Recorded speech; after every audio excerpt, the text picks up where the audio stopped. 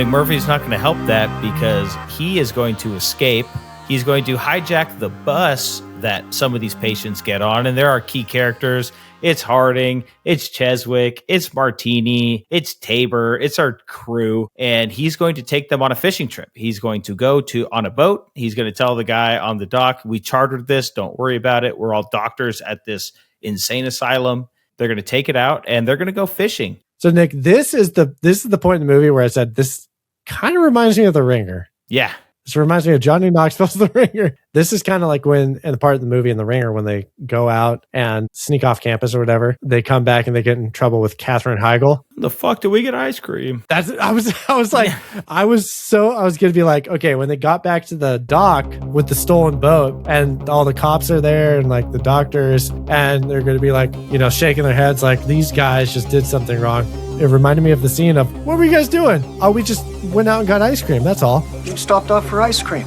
When the fuck did we get ice cream? When the fuck did we get ice cream? I was like, this is The Ringer. This is The Ringer. You all crazy?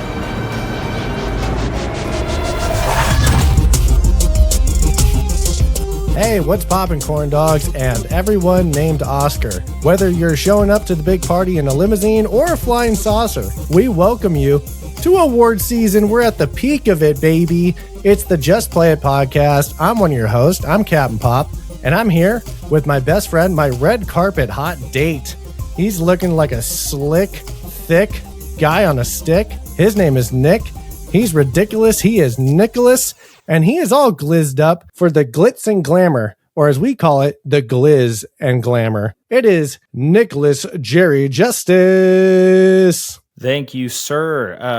Happy to be here. I'm here with my man who's been nominated and has won multiple Best in Corn. He is the top dog. He is the big bucket himself. James, I'm so excited. It is Oscar season, and even though we are not big Oscar guys, we like to do it up on this podcast because we're a movie podcast, and Oscars are about movies. That's right. We're sticking to the assignment of what we should be doing when we're usually just goofing off and doing our regular stuff. So, Nick, as is tradition, we have our random Best Picture movie of the year. On our last episode, we spun our infamous Oscar wheel of Best Pictures, and we landed on 1975's One Flew Over the Cuckoo's Nest from the 48th Annual Academy Awards. Yeah, we did. I was excited for this one, very aware of it, have never watched it. Know it has a lot of accolades and is referenced all the time. It's Jack Nicholson. I thought about Jack Nicholson actually the other week, or this past week, as we record this. Robert Duvall passed away, rest in peace to a legend. And then I started thinking about, morbidly, all of the actors who are sort of in that age range who we might not be having around us very much longer. And Jack Nicholson's one of those names. So it was really nice to go back. I feel like there's a whole early catalog of his that I'm unaware of. And it was nice to go back and spin the wheel and get this movie. Absolutely. Yeah, Jack Nicholson is one of the best actors of our time. Like, he's been no doubt doing this thing to the best of his abilities my entire life. Got to appreciate them while they're here. So yeah, definitely rest in peace to Robert Duvall. That news just broke earlier this week as of time of this recording. We'll take all the friends we can get while they're with us. Abso-freaking-lutely. Well, James, I can't wait to get into this one with you because I think it's very interesting. I think we're going to have a lot to say about the movie itself. But before we get started, as is also our tradition on this podcast, we're going to go ahead and do our pre-pop. That's right, Nick. Our pre-pop points. That's going to be our gut reaction score. What we're initially walking away from this movie thinking, and maybe that number might change by the end of this discussion on this podcast. So, Nick, I believe you are reviewing this movie first. So I think you got to show me your pre-pop points, counting you down from 3, 2, 1. Nick, you are showing One Flew Over the Cuckoo's Nest, and you're giving it an 8 for your pre-pop points. And to punctuate that 8, can you give me 3 words to describe your feelings after watching this movie? Raw and uncomfortable. It's real. That's how you know it's an Oscar movie. And James, you know what else is real? Your pre-pop score. And I'm going to need to see that And I'm going to count you down from 48 since it's the 48th Academy Award winning movie. Just kidding. I'm counting you down from 3, 2, 1, go. James, you said One Flew Over the Cuckoo's Nest. You had a little bird and a little nest there. And you also gave it an 8. I did. I love that. We're a little simpatico here. And let me hear your 3 words. Let's see how on the same page we are. Film for actors. I like it. Makes it's an Academy winner, so that makes a little sense. But why don't you tell the people who are watching, who are listening? By the way, if you are listening, you can watch this podcast on YouTube at Just Play It Podcast. If you're watching it, you could go listen to it on any of your streaming platforms, Apple Podcasts, Spotify. You just go find it, type it in there. We're there. And you could follow us on socials. Find us on Instagram at Just Play It Podcast. Find us on X at Just Play It Pod. Interact with us. There's multiple ways to get all of this in the palm of your hands. So just do it, would you? So, James, why don't you tell our friends, our fans, our audience what they're in for in this episode? Nick, it is a special time of the year because it is Oscar season. This episode is all about the Oscars. We're watching the Best Picture from Oscars past. Not a guy named Oscar, but, the Academy Awards. That's what we're talking about.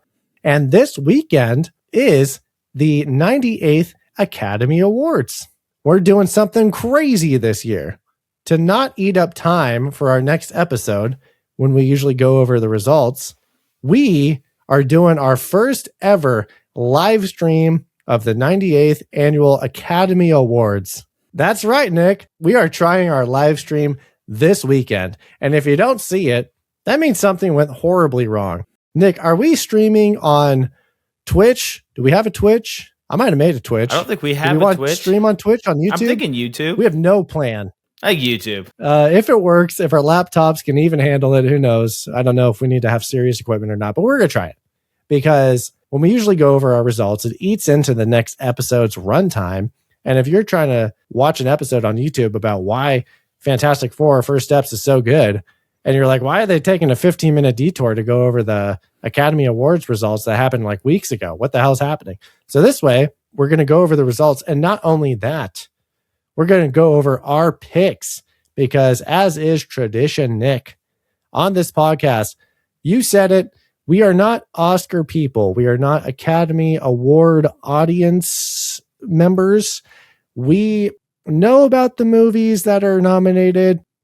We have very sparse knowledge. It's not our wheelhouse. So what we think is fun is to do completely blind picks for the Oscars. So we have no idea about the nominees, but we're going to give our best guess, blind shot in the dark of what we think is going to win. And we've handpicked 10 categories. We've had the same 10 categories from the last couple of years. We don't do every single award because, no offense, we don't care about sound editing. We care about the juicy stuff. We're superficial. Like we said, we're not Oscar folks. And now it is time to see what we're thinking for our completely blind shot in the dark Oscar picks for the 98th Annual Academy Awards. Nick, what is our first category that we are guessing on? James, our first category, and real quick, I want you to know, I have not seen any of these movies we're about to discuss. Not a single one. Yes. I meant to bring that up. So last year we counted out how many movies we've seen of all of the categories that we are looking at. And you're saying 0? I almost watched Sinners on the plane over the holiday season. And I did my normal thing. I chose The Dark Knight Rises. So I'm a classic airplane move from Nick there. I'm going to say 3 of these movies I have seen. Actually, 2.5. I'll explain. 2 1/3, technically. Okay. My wife fell asleep during Sinners. We wanted to watch it. I got about 30 minutes in. I was psyched to watch it. I'll have to make a note. It's boring. No, not at all. I still want to pick it up, but my wife, who notoriously falls asleep hella freaking early, last night she fell asleep at like 7:50. So I was like, all right, well, gonna hit up Nick for some video games, I guess. No, we started watching Sinners. I was super into it. I think we rented it, so lost out on that $4, and I'm a little bitter about it. So maybe when I finally unbitter myself, I'll pick it up again. So yes, Nick, I have seen in full of the movies we're about to discuss. One Battle After Another, K-Pop Demon Hunters, and the first 30 minutes of Sinners. Okay. So we're coming in with a lot of knowledge. A lot of knowledge. Whole lot of knowledge. Well, James, let's just jump into this then. And we're starting out hot because our first category here is actor in a leading role. And James, our nominees are Timothée Chalamet in Marty Supreme, Leonardo DiCaprio in One Battle After Another, Ethan Hawke in Blue Moon, Michael B. Jordan in Sinners, and Wagner Moura in The Secret Agent. And James, on the count of three, we're going to go ahead. We're going to show our answers. James, you have prepared these fun little sheets for us, little graphics. So I'm very excited to use them. Me too. I'm going to count us down on the count of three. Ready? 1, 2, 3. James, I see you're going with Leonardo DiCaprio in One Battle After Another. And Nick, you are picking back-to-back Academy Award nominee Timothée Chalamet for Marty Supreme.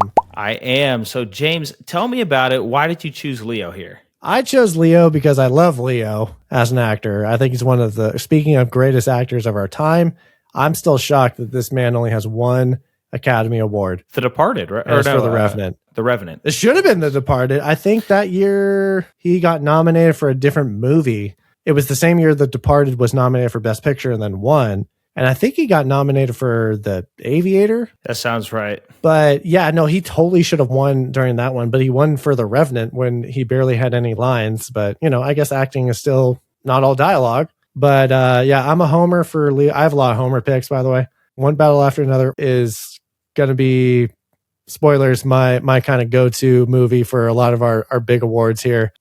But I'm picking Leo because he did fantastic in it. It was one of the movies I've seen because friend of the show, aka my father-in-law, worked on that movie and we watched it at his house. My wife, classic, fell asleep during the first 2 tries. Not a boring movie.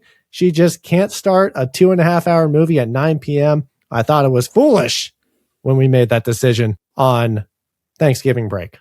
Nick, tell me why you're picking Timothée Chalamet. I feel like the Oscars have become a bit of a popularity contest. No surprise. I feel like Timothée Chalamet is a very hot actor right now. The social media mentions are through the roof. I do feel like I have a little bit of insight because I do run our Twitter account. I'm on all the big movie Twitter accounts. That's the whole algorithm that I have there. Similar to you, that this is going to be your go-to for a lot of these categories. Marty Supreme is going to be that for me. I think it was like a 96 or 97 by the critics on Rotten Tomatoes. They loved it. I have no idea what it's about. Couldn't tell you. But I know that they just absolutely loved it. It had a lot of buzz. So, and I think it's a little more recent. I'm banking on maybe a little recency bias there. We'll see. But for me, it's Timothée Chalamet and Marty Supreme's a little bit of my go-to. So we kind of have a different go-tos this year. Last year we had the same go-to, and the year before that we also had the same go-to. And I believe last year was a little bit of a all over the place, and it wasn't the usual suspects or what we think as outsiders would be the winners. So that was exciting last year. We'll see how it unfolds this year. When we go over our results, we do like to count ourselves as a team, but we could also have an internal head-to-head. We'll see who comes out with more correct guesses with no insider knowledge. You got that Twitter X knowledge, and I got my 2.5 movies knowledge, so we'll see how it goes. Hell yeah. When we count it as a team, I'm thinking we'll do it out of 10. If we both have the same answer, it'll be 1 point. If one of us gets the answer and one of us doesn't, it's going to be a half point. So that's going to be our team score, and we'll see who can get the most 1v1. Nick, our next category is actress in a leading role, and our nominees for this year are Jessie Buckley for Hamnet, Rose Byrne for If I Had Legs, I'd Kick You, Kate Hudson for Song Sung Blue, Renata Reinsve from Sentimental Value, and Emma Stone from Begonia. And Nick, I want to see who you're thinking is taking home the Oscar for the actress in a leading role in 3, 2, 1. Nick, I see that you are going with Jessie Buckley from Hamnet. Yes, James, and I see you have Emma Stone from Begonia. Begonia. Nick, why are you going with Jessie Buckley? Someone I've never heard of. No disrespect to your game I'm unfamiliar with. Yeah, my wife said she's great. I chose this before my wife told me that. But I almost went with Emma Stone because I know that the Academy does love her, rightfully so. She's a great actress. I went with Jessie Buckley simply because I know Hamnet got a lot of buzz. I didn't choose them for any other category. So this was you sitting in your SAT test saying, haven't picked C in a while. So the next pick should just be C. And that's sort of there's zero thought process behind this one. What about you, James? Emma Stone, Begonia, what are you thinking? I can't remember if it was last year or the year before that she won Best Actress as well for Poor Things. Mm-hmm. I think that was 2 years ago. This was 2 years ago. So she went topless, right? That was the big headline or something. I have no idea. I've never seen it, but I heard that she went crazy in this movie. So I'm just going with Emma Stone, aka the girl I'll always know from the movie Superbad. Always. All right, James, the category you are most familiar with always, animated feature film. Am I? Yeah, why not? And James, our nominees for this category are Arco, Elio, K-pop Demon Hunters, Little Amelie or the Character of Rain, and Zootopia 2 with Judy Hopps. And Jason Bateman as a snarky little fox. Yeah, James, I have a sneaking suspicion we might have the same exact answer on this one, but I still want to see it. I'm counting us down from 3. Ready? 3, 2, 1, go. My guy, yes, let's go, baby. James, Nick is going you have put down K-pop Demon Hunters. I have put down K-pop Demon Hunters. James, tell me why you put down K-pop Demon Hunters. It was the best movie that came out in 2025. Boom. Sorry, one battle after another. I think I've seen it like 4 or 5 times. Remember when Frozen had like all the hype in the world when it first dropped? Mm-hmm. Everyone's like, you gotta watch Frozen. It's so good. I watched it and I was like, I don't really know. This blows Frozen out of the fucking water. The songs, bangers. The story, banger. Songwriting, banger. Fucking spoilers for my best song. God damn it. No, I absolutely love this movie. It was so good. It was such a unique, fresh take on animation. I love animation so much. Like, I don't realize how much I love animation. It's always impressive. You can always make whatever you want come to life on the screen. I'm fanboying for this movie. I'm homering hard for this one. I do not know Little Amelie or the Character of Rain, one title. I don't know what Arco is. Maybe that's the animated version of Ben Affleck's Argo. Just kidding. No idea. But no, I'm big on the K-pop Demon Hunters train. Such a good movie.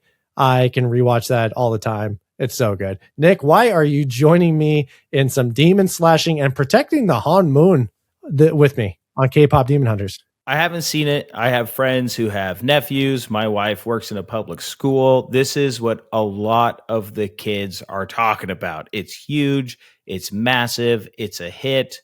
And even the adults who see it, because the younger kids have seen it, say, wow, I get the hype. It's cool. It's good. I can watch it. I don't think you generate that much hype without being that quality.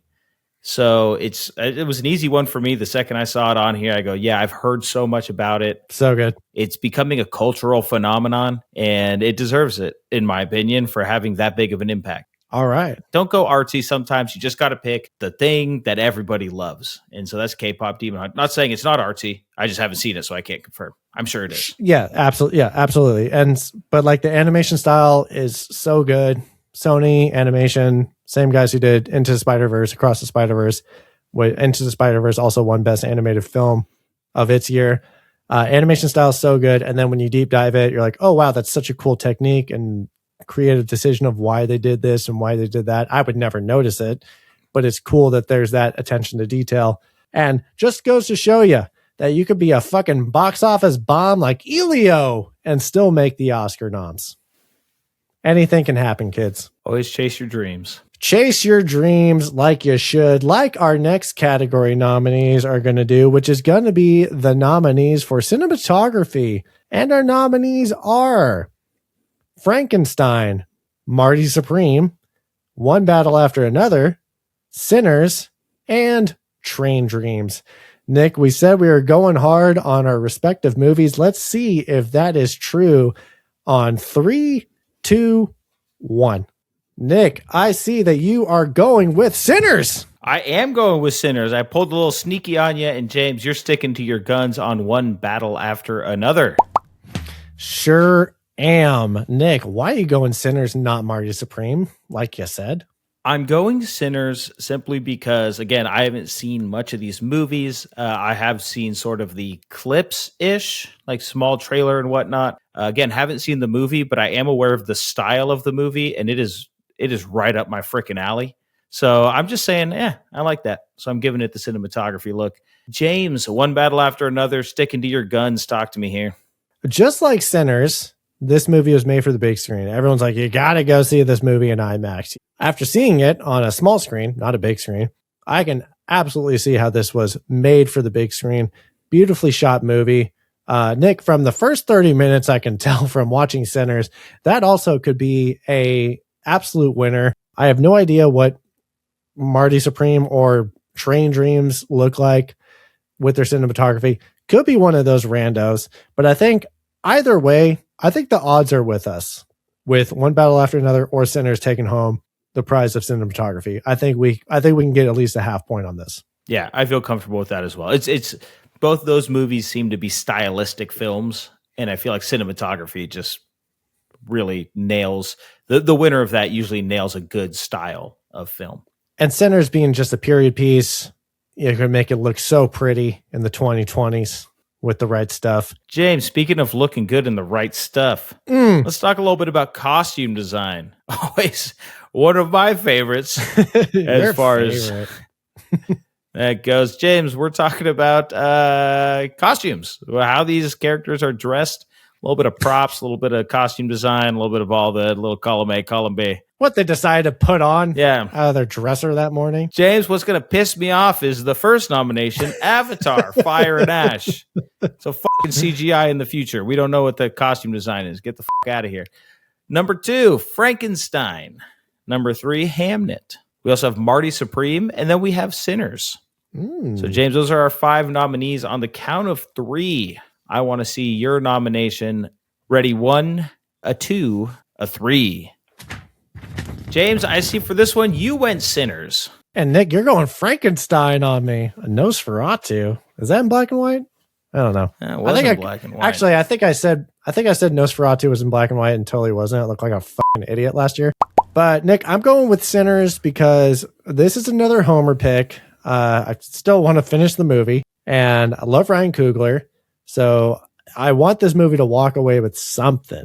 And with it being a period piece, and it's a little bit of a stylized period piece where Michael B. Jordan's characters of Smoke Stack, the twins, they always look good in their pinstripe kind of mafia suits.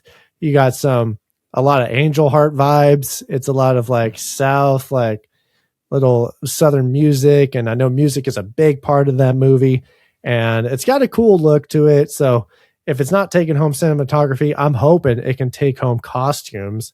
So Nick, why are you picking Frankenstein, and are you counting the big bolts that come out of that big ass motherfucker's neck? I am, and I know like makeup is a whole other category here. I do understand that kind of those practical sort of effects. They have their own categories that we're not covering here on this podcast. But I'm just saying, hey, like you said, also period piece, a little older. I think the makeup, the costumes, has to make the movie. It's nominated for some reason. And what's the term here? I'm hedging my bets. I'm picking some things out of left field. I know I said Marty Supreme, but I really think that's going to be a little more in the acting and casting department. I'm just picking Frankenstein because it. Fuck it indeed. And hopefully that's the attitude of our nominees for the next category, which is going to be directing. Nick, our nominees this year for Best Director are Chloe Zhao for Hamnet, Josh Safdie for Marty Supreme, Paul Thomas Anderson for One Battle After Another, Joachim Trier for Sentimental Value, and Ryan Coogler for Sinners. Nick, give me your nominee on the count of 3. Ready? 1, 2, 3. Nick, I see that you are going with Ryan Coogler, my boy, for Sinners, straight out of Oakland. Let's go, baby. Yes, sir. And I see, James, you're going with Paul Thomas Anderson for One Battle After Another. Nick, why are you going with the Bay Area's finest, Ryan Coogler? I mean, you kind of just answered your question. I know I said I was going to go Marty Supreme, but it sounds like I'm going a little Sinners heavy, actually. You're kind of lying to everybody off the bat. Yeah, I kind of threw you off. I M. Night Shyamalan. You have one Marty Supreme, you have two Sinners. I know. What is going on here? Well, James, I'll be honest with you. Based on what I've seen in the Twitterverse, online, if I had to put money on it, I would have chosen Paul Thomas Anderson as well. I think from what I've seen, he has a very, very, very good chance of winning this category. I went with Ryan Coogler to be a little different. I love saying the name Coogler.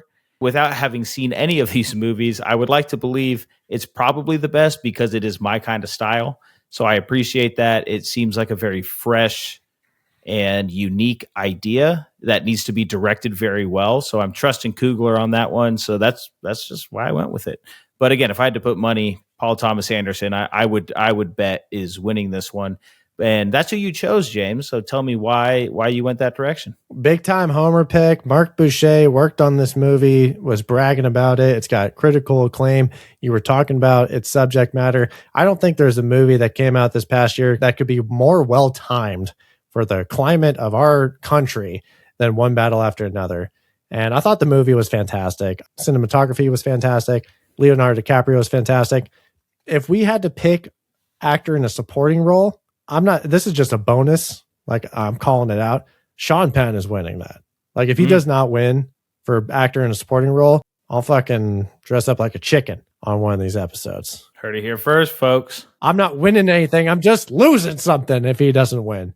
No, incredible movie. If Paul Thomas Anderson doesn't win this, then I was going to go with my heart pick of Ryan Coogler because, again, I just love the guy. Love his movies. I think the safe bet for this one is Paul Thomas Anderson.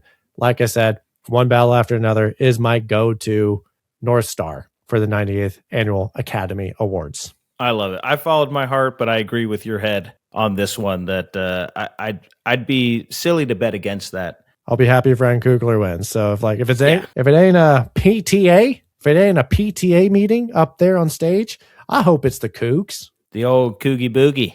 James, we're switching gears here. We're going away from the directing chair. We're going into the sound booth here. We're going with the music. We're going with the original score on this category. And our 5 nominees here are Jerskin Fendrix from Begonia, Alexandre Desplat from Frankenstein, Max Richter from Hamnet, Johnny Greenwood from One Battle After Another, Johnny, and Ludwig Göransson from Sinners. And James, I'm going to count us down for 3. I want to see our answers. Ready? 3, 2, 1. James, you went with Ludwig Göransson from Sinners. And Nick, you're Jerskin off. What? You're going with Jerskin Fendrix? Who's Jerskin off in the Academy Awards? Who the fuck is Jerskin Fendrix? Who is Jerskin Ferskin? James, you mentioned it earlier. You said Sinners is so important with the music. So I kind of had a feeling you were going to go this way, but expand for me. What are you thinking? Homer pick again. One Battle After Another is my main pick for this year. But if it ain't that, I would love for it to be Sinners. Again, huge fan of Ryan Coogler. Huge fan of Ludwig Göransson. Mandalorian, Black Panther. Anybody? Speaking of Ryan Coogler, Black Panther. The music, the original music is very important in it. But I figured if you're going to have bangers for original music, I think your score is going to be good as well. Nick, can you explain to the audience why you have no shame just jersking off like a dry guy out in the Dolby Theater in Hollywood? What's your problem? James, I chose Jerskin Fendrix because it's a fun name to say. I liked it. Second I saw it, I said, I'm picking Jerskin Fendrix, and I'm into it. I know nothing about the work. I don't even know if it's a male or female. They're doing it, but it's Jerskin Fendrix, and I'm Jerskin it till I die.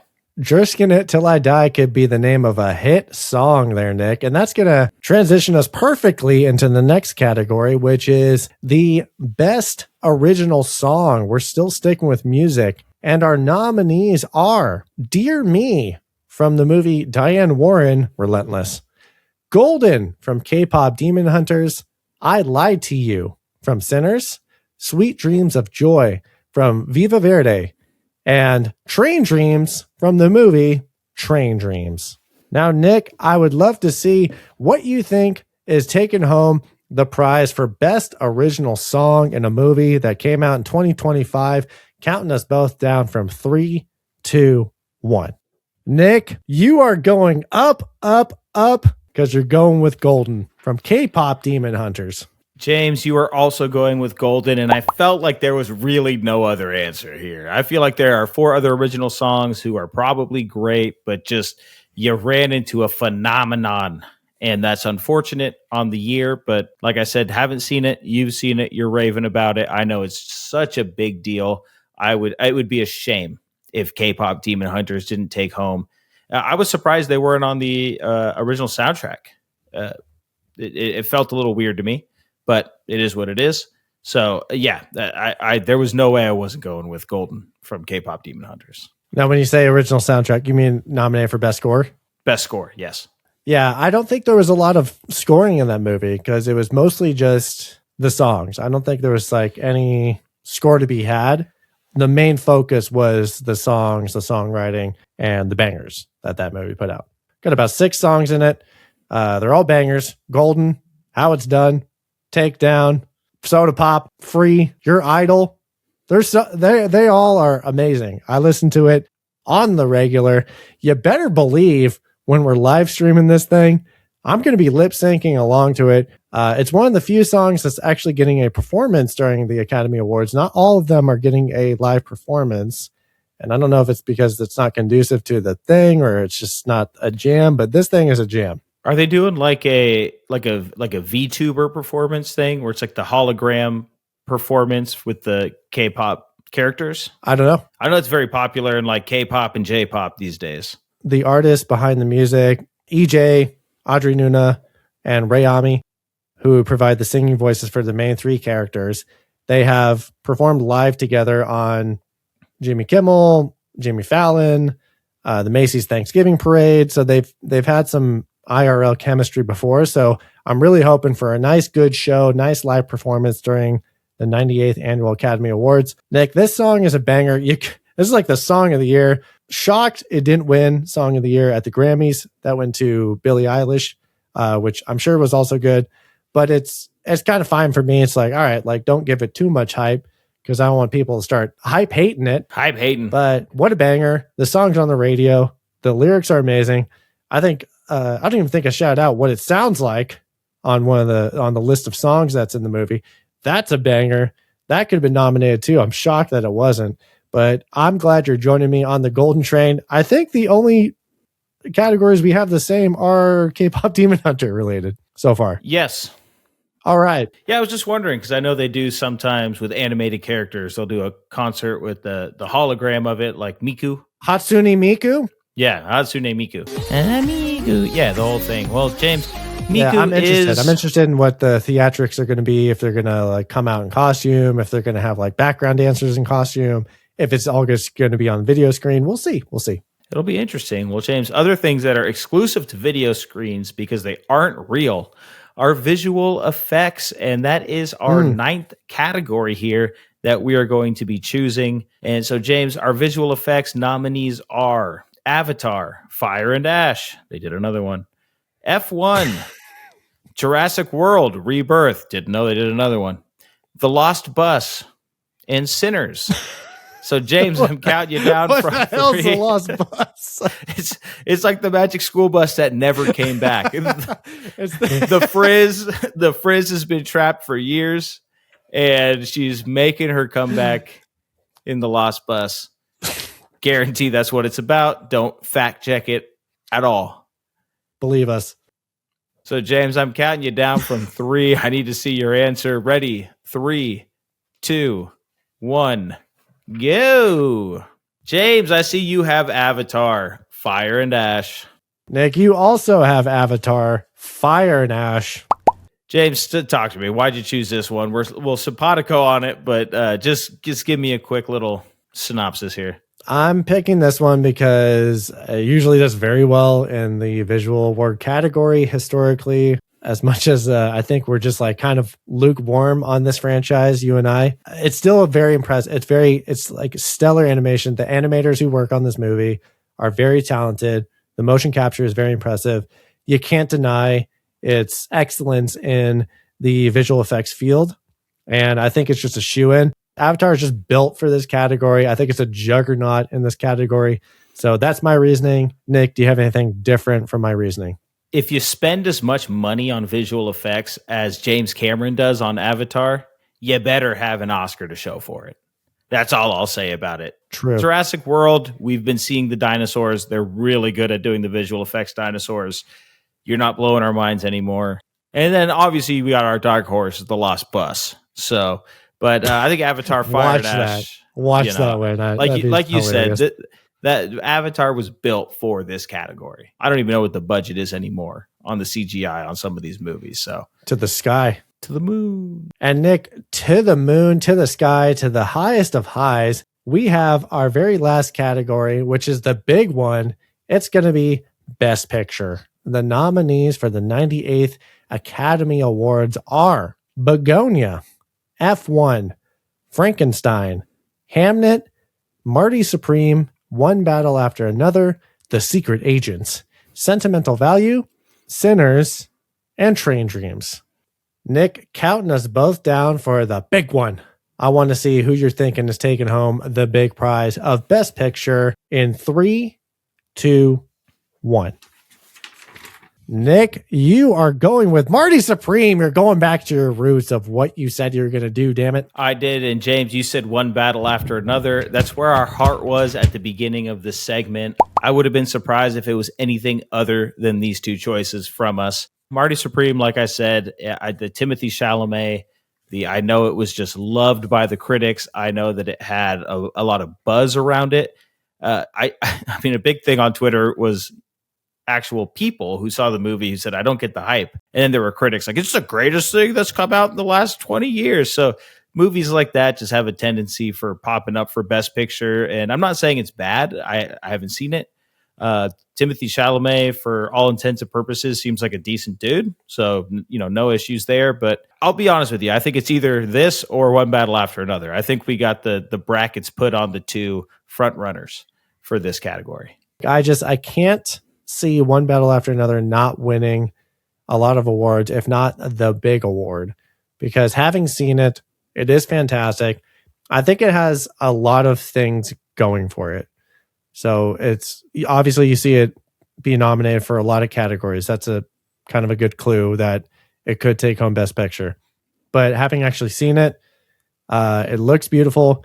The acting is superb, and the story is, again, very timely, very just fresh. And if it's not this, it could very well be Marty Supreme, or it could be Train Dreams. Don't know what that is. Sinners would be a huge underdog, and if that won, that'd be great. I screwed myself with my heart pick a couple of years back with Barbie over Oppenheimer, which was the stupidest That play. was insane. That was insane.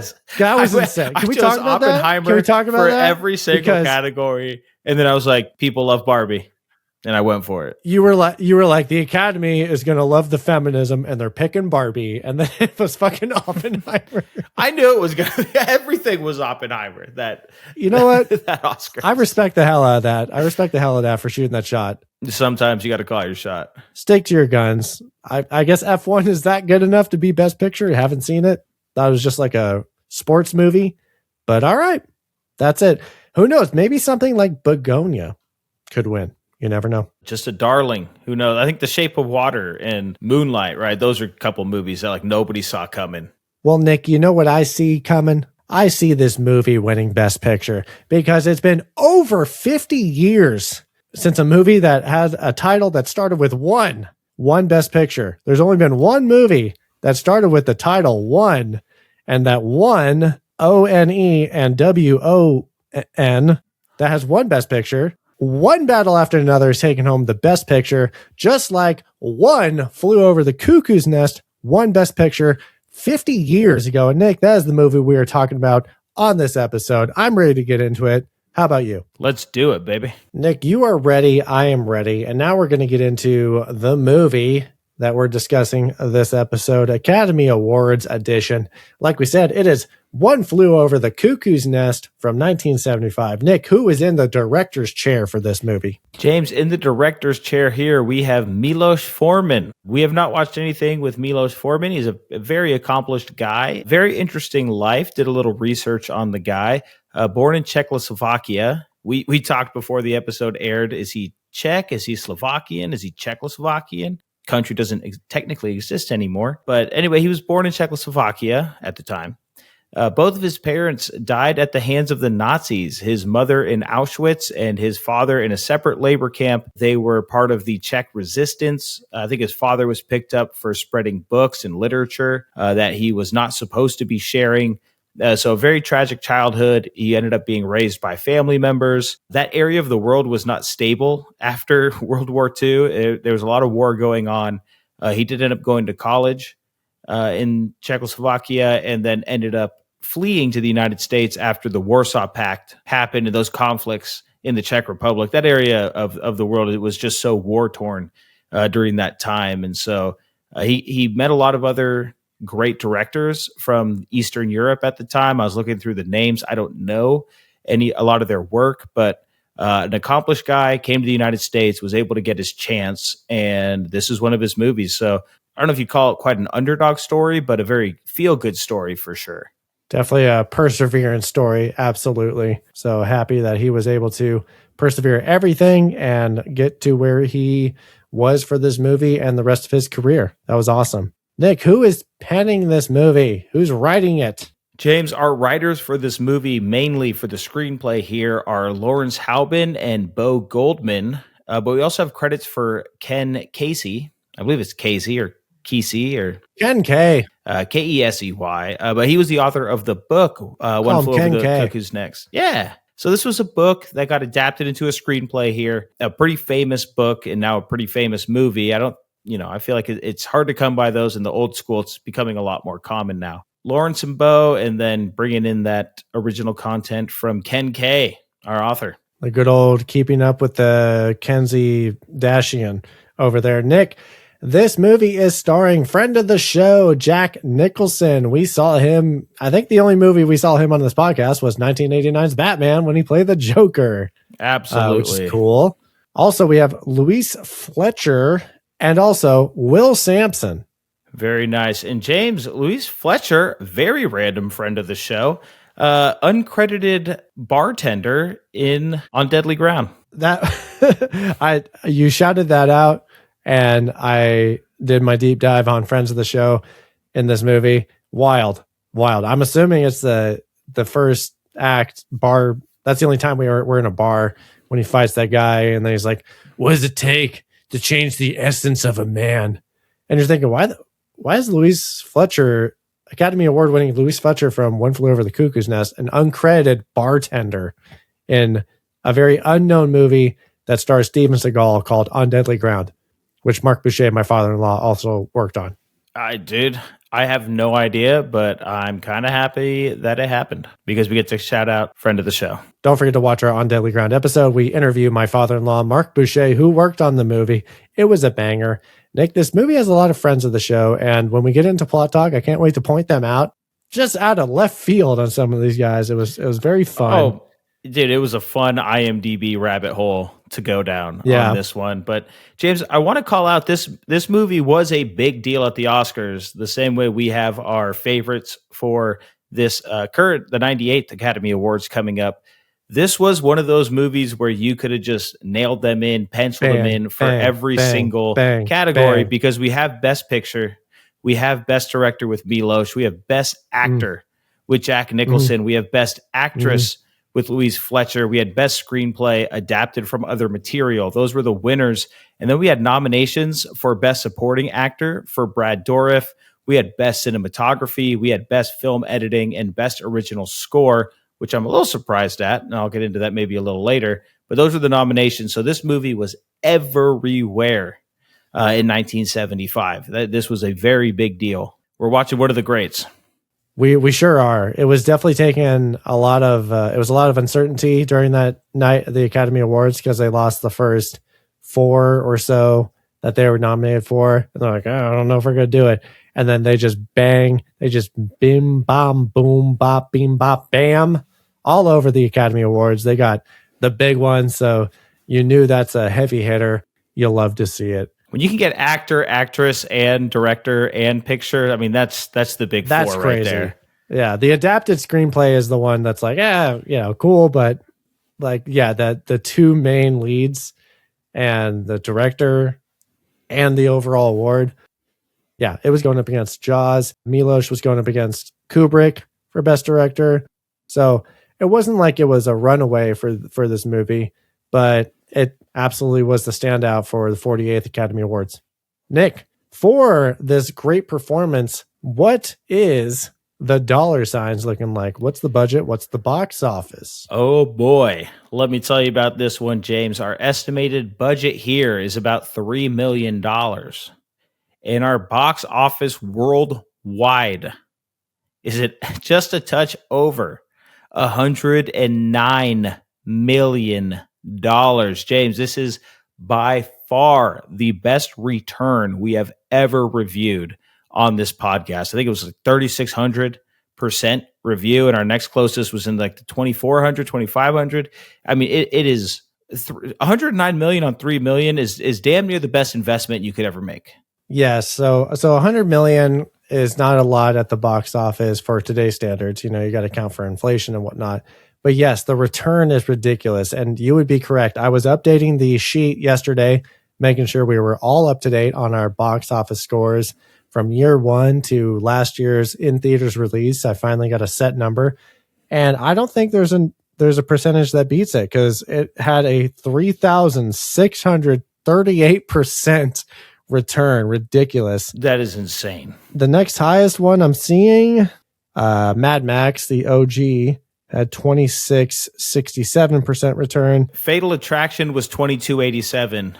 Raiders of the Lost Ark got 2166% returned. Oh, It Follows had a pretty decent return percentage wise. That was at 2165. But this is the first time we're seeing something hit the 3,000 percentage on returns. That is very rare. 99% of its box office came from the original release. I think a fun figure I saw was the box office in the US and Canada was 108.98 million. And the gross worldwide was 109.13. So it made about $150,000 outside of the US and Canada. So, which is, again, rare for something that was this successful to just be this successful inside of the North American continent, really, to not have that outside foreign market pumping up some of these numbers. So, I mean, just it's impossible to say how impressive this return is. It's absolutely crazy, and it makes sense. Even if this wasn't the best movie of the year by the critic standards, whatever you want to say,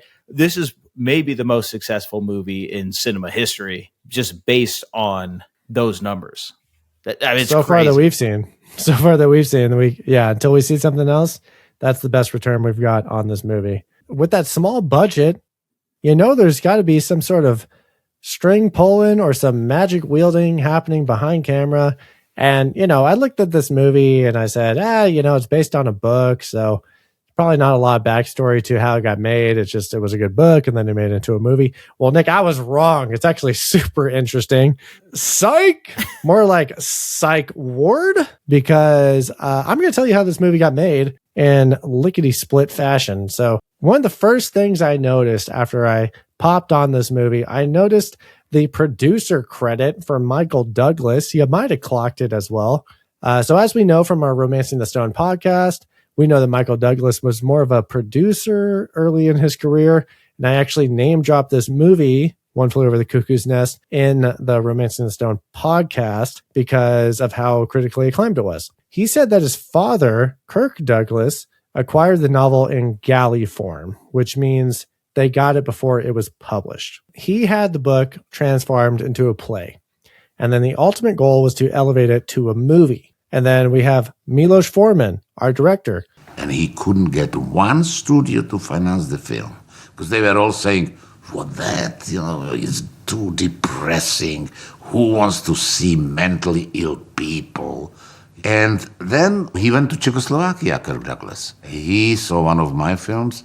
He obviously liked it, and he realized that maybe if somebody like this guy, who can make film with peanuts, black and white, cheap, quickly, very fast, I can finance it myself. So he asked me there if he can send me the book, and if I read it and tell him if I would be interested to make a movie. Oh my God, tomorrow I would do that, of course. So like you were talking about with those war-torn times in Eastern Europe. So actually the censors at the communist border confiscated the book that Kirk Douglas sent to Milos. But the censors at the communist border confiscated the book and didn't tell him and didn't tell me. Foreman was just like, all right, I guess I'm not getting this book. Like, it never showed up, but it was confiscated by the fucking communists at the border. Fucking communists. So 7 or 8 years later, the Douglas fam, Kirk and his son Michael, they're still sitting on the script, and Kirk was ready to sell the rights. And Michael said, hey, let me give it a try. Because he was also interested in having his father play the role of R.P. McMurphy, which is our leading role.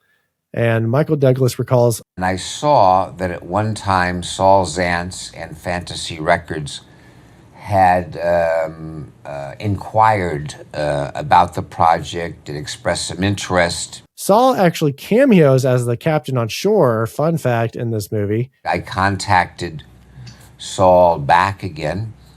He said, yes, I'm still interested. And then I saw Fireman's Ball. So we were interested in Milos. And Milos said that the funny thing is, 2 producers, 7-8 years later, were sending him the same book as Kirk Douglas. This time it's Saul Zaentz and Michael Douglas, the son of Kirk, who had no idea his father tried sending him the book all those years ago, according to Foreman. Oh my gosh. The irony is that the same book is sent to me by 2 producers, Saul Zaentz and Michael Douglas, the son of Kirk Douglas, who didn't know that his father was already sending me the book 7 or 8 years ago. Funny how these things work. Enter Ken Kay, our author. Ken Kay studied literature in San Francisco during the hippie movement, and in order to earn some money at the time, he worked as a night attendant in a mental hospital, which turns out is actually Menlo Park Veterans Hospital, which is probably a stone's throw away from my house right now, right down the street, our neighboring city. He also volunteered to be a paid test subject in what would later be revealed to be Project MK Ultra. No Nick, way. are you familiar with? Yeah, I'm extremely. You are familiar. The CIA was giving people like hallucinogenic drugs. Yeah. So yeah, ecstasy and acid and so the author of the book, fucked up shit. One Flew Over the Cuckoo's Nest, he volunteered to be part of Project MK Ultra. If you are unfamiliar with Project MK Ultra, it was an illegal human experimentation program designed and executed by the U.S. Central Intelligence Agency. In 1953, the agency launched a top-secret series of experiments. The experiments focused on developing techniques for mind control, hypnosis, and chemical manipulation. One of their methods was to give their test subjects high doses of LSD without their knowledge or consent. And then the additional methods also included electroshock therapy, isolation, and sensory deprivation. Does this sound familiar for like a major show that's happened in the last 10 years? I don't know about a major show, but buddy, I'm all in on conspiracy theories. You know this. And it's not conspiracy. It's 100% It's real. not a conspiracy theory. It's definitely very, very true. I've done my research on MK Ultra. That is nuts that he was a voluntary voluntary is in quotation marks for sure, but well, they said that he, I think there was ones where it's just like they were totally blindsided, and then some were just like, hey, you want to do this thing? They're like, yeah. And then obviously they were lied to on it. But yeah, if this sounds familiar, this is one of the main inspirations from one of the key components for the show Stranger Things. Because in that show, the parents of these gifted children were the victims of this Project MK Ultra. Not by name in the show, but the exact same methods, without their consent, giving them LSD, focusing on sensory deprivation and isolation for the kids in the show, have them do mind control. So that was like a way Stranger Things and the Duffer Brothers like twisted this real life event into a fictional setting. This is not a conspiracy theory. This is 100% real, just like how Operation Midnight Climax was 100% real, not a conspiracy theory at all. The CIA ran brothels in San Francisco and New York, where LSD was slipped into clients' drinks while observers through two-way mirrors observed their behaviors and the effects of the drugs that they are giving these guys. Wild stuff, Nick. It is wild stuff. So never trust your government, kids. The project was exposed in the 70s, and the CIA ordered destruction of Project MK Ultra's records in result of that, but eventually it got out. Our author, Ken Kay, anyway, he was like, I love LSD. So between the drug use and his experiences in the mental hospital, he got inspired to write the novel One Flew Over the Cuckoo's Nest. That's how the story got spun out of this individual's mind through a unique experience and being under the influence of a certain drug. So the production backstory on this, Milosh, he wanted to shoot in a real hospital, but there wasn't a lot of hospitals open to do it due to the nature of the script. But Dr. Dean Brooks in Salem, Oregon was totally for it. He was down to be a tech advisor as well, and he bargained for his patients, who were actually patients of this mental health facility in Salem, Oregon. He bargained for his patients to be involved with the film. The location coordinator, Denise Schreider, stated that 85 patients worked on the film. 55 of them were actually extras in the background, and the rest worked off camera and on camera as well. They were helping with electricians, with craft service, anything, anywhere they could be useful. They were helping out. I just think that's wholesome and awesome. That's awesome. A lot of the hospitals were like, this is showing hospitals in a bad light. I don't want to do this. But Dr. Dean Brooks is like, well, I know this is 100% not how it goes. It's at least not how mine goes. I want to do progressive practices with my patients. You know, I'm not trying to do electroshock therapy. I'm trying to take them out on hikes in Oregon. And, if Hollywood wants to come to my hospital and film this movie, I think it'd be healthy and cool if my patients got involved and got their hands dirty, got their minds busy, and contributed to something cool. And I thought that was awesome. Yeah. This documentary I'm watching, they had a couple guys being interviewed, and they're like, there are all these big Hollywood actors walking around. I'm just a lonesome little patient. And then another guy was like, I just felt like I was treated like an equal, and it was a great experience. So that's something that you learn about after the fact. And you're like, that kind of bumps up my respect for the filmmaking process for this movie. That definitely gives it a lot of character. Absolutely. It felt a little bit like, and not comparing the two types of patients, but, in Johnny Knoxville's The Ringer, when you knew he had actual special needs people there and working with them and being on set, you're like, oh, it makes me like appreciate it a little more. Like, I know you're actually respecting the people you're portraying because you have them involved as well, right? It's not like a complete, like, making fun of things. That is so funny you said that, because I thought of The Ringer while watching this movie. 100%. I want to, when we get to the part, I'm going to call out when I thought, like, this is like The Ringer. I feel like The Ringer took a lot of inspiration from this movie. I'm just throwing that out there. It might have. I really feel like it did. I thought it was going to hit you with that surprise with like, oh, wow, what a great comparison. Right away. Okay. Right away.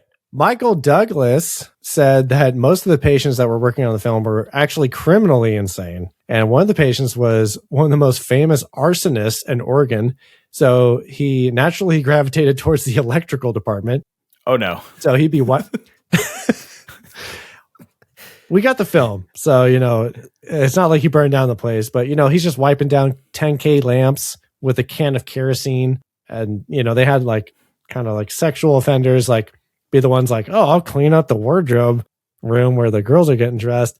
So that's the side of it. You're like, I don't know about that. This is kind of like, you get what you pay for. Yeah. I want to be open-minded, not that open-minded though. let's have a little safety protocols here. It kind of felt like, when they have, not like it's the same comparison, but when they bring like prisoners out to clean highways or something, or do community service, it's like, yeah, let's get these guys in a different environment that's going to make them feel good by doing a job.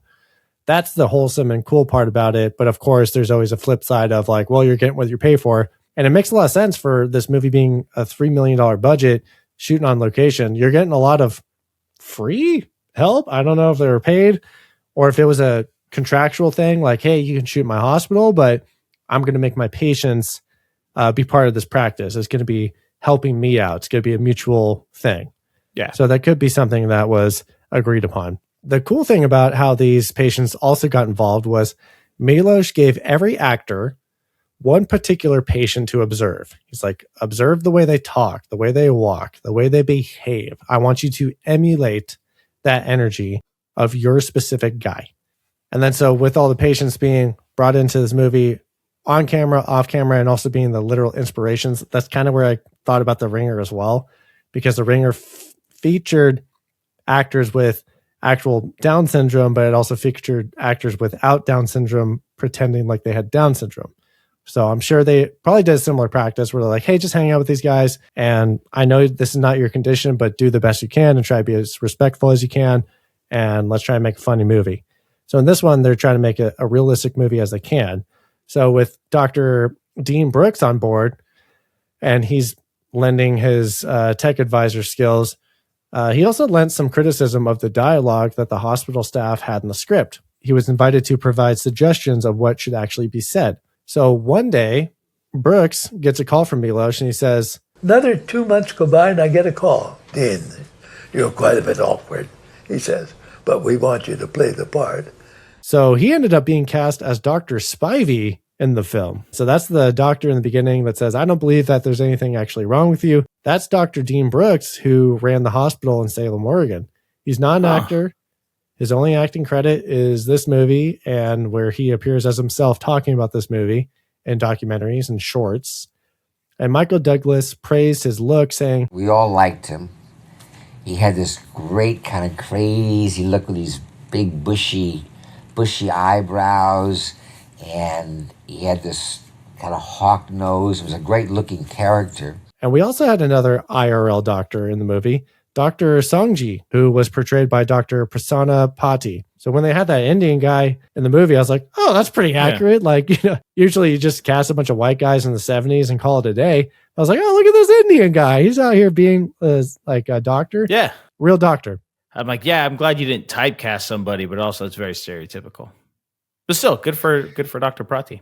I guess because, well, I mean, like 1 in 5 doctors today are Asian in the United States. So absolutely, yeah. Makes sense for modern eyes, but like it was kind of like, oh, that's cool, refreshing to give that part to that guy. But it's There's because a brown he was a man in my movie. Hey, speaking of brown guys in the movie, our main Indian, Will Sampson, who plays Chief, they knew they had to get this tall mountain of a man who was Native American.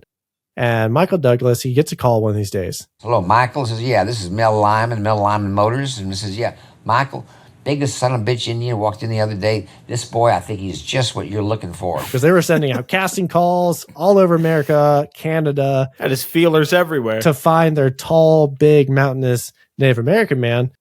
So they found this guy. So Milos, Jack Nicholson, and Michael Douglas were set to meet Will Sampson at the Portland airport. We were going to meet him at the airport in Portland, Oregon, and have a meeting at the airport and an interview. And now the door opened, and here comes Will Sampson. Wow, great! That's him. That's him. And I remember Jack, I can't believe it, that's him. Now we just got to find out if he can talk. Wait a minute, he doesn't have to talk. And then all of them, before even meeting the guy, said, that's him. Like, this is our guy. Like, not even seeing if he can act. This is our guy.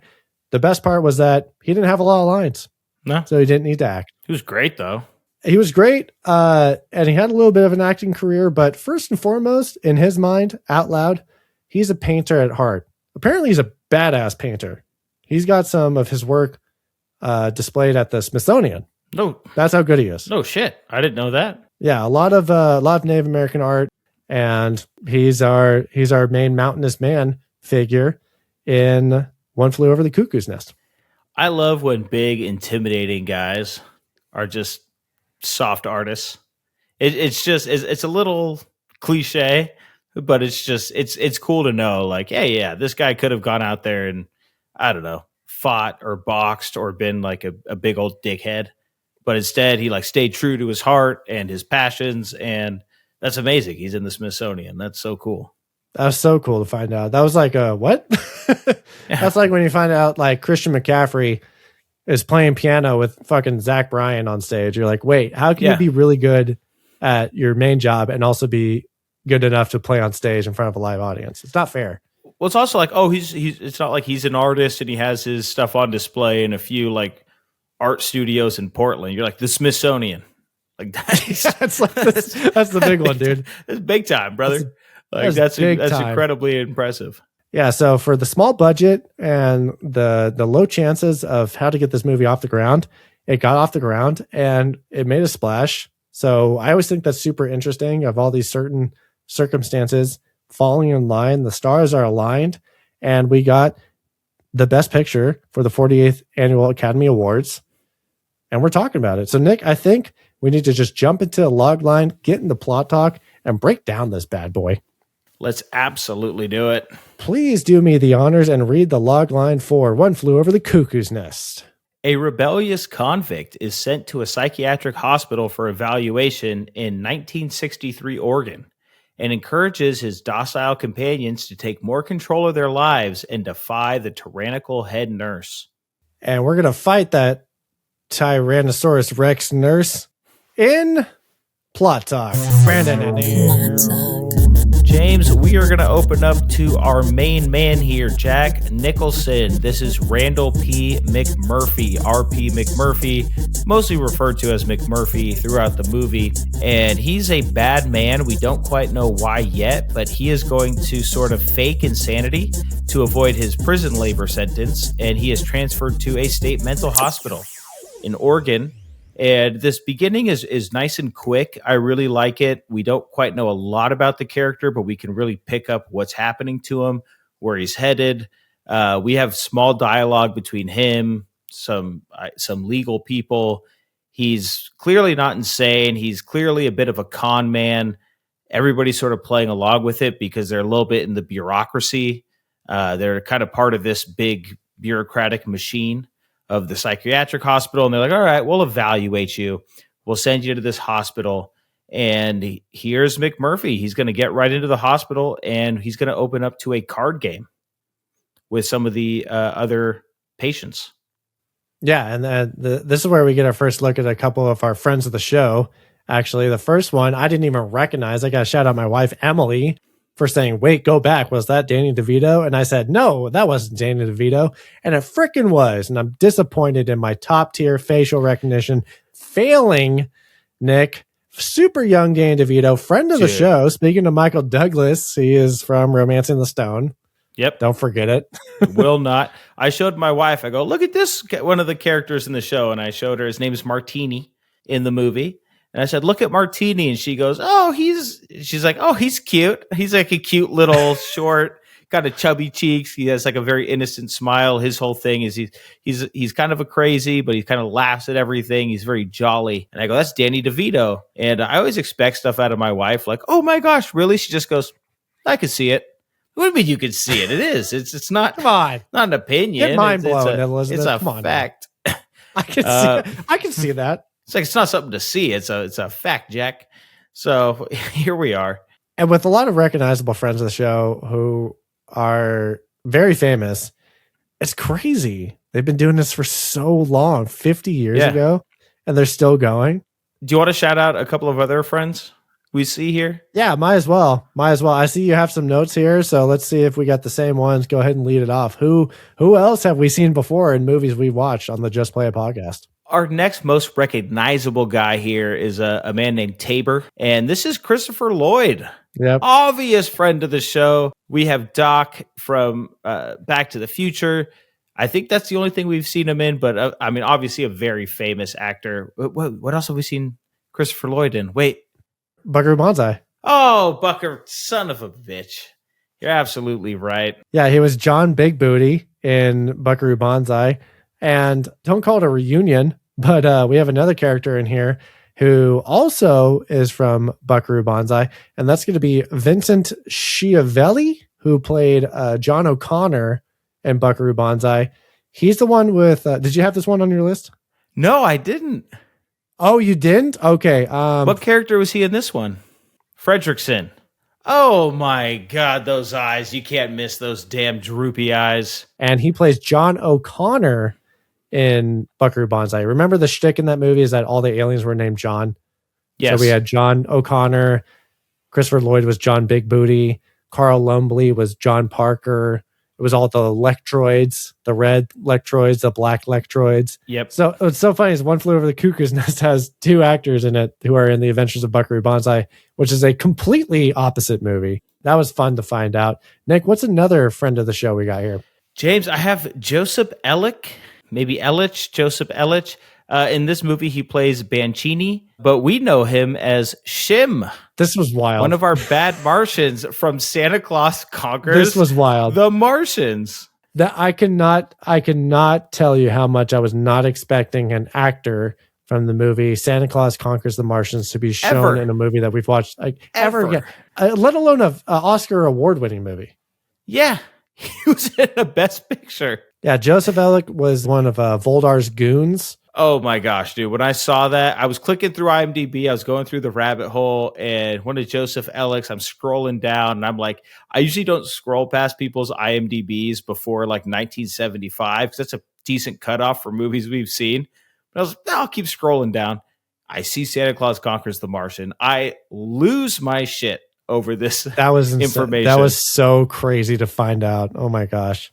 Yeah. Nick, we do have one last adjacent friend of the show. I'll leave it up to you if you think he's a friend of the show, but we have Michael Berryman, who has that very distinct head shape. I don't know if you recall this guy. He kind of has a cone head deal going on. He was the pinhead who was like taking the beer bong hose to the face by someone in the booze party in the third act. Yeah. I saw him and I immediately recognized him from the poster of Wes Craven's The Hills Have Eyes, because I edit our YouTube videos, so I have to look up all the stuff.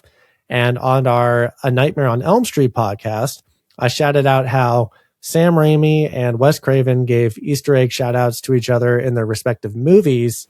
So in Sam Raimi's The Evil Dead, in the background, there is a poster for The Hills Have Eyes, which features Michael Berryman's character of Pluto front and center on the cover. And I said, I know you, not from a movie, but from a poster I had to look up for an Easter egg of a movie, of a different movie that we were talking about the year prior.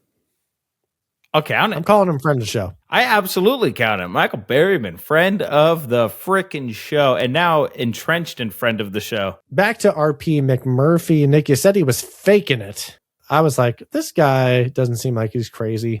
So it kind of is related to the title. We were both wondering, what's up with the title, One Flew Over the Cuckoo's Nest? Our writer, the author, Ken K. He took it from the old rhyme, one flew east, one flew west, and one flew over the cuckoo's nest. And cuckoo was basically like a cuckoo, a little bit crazy.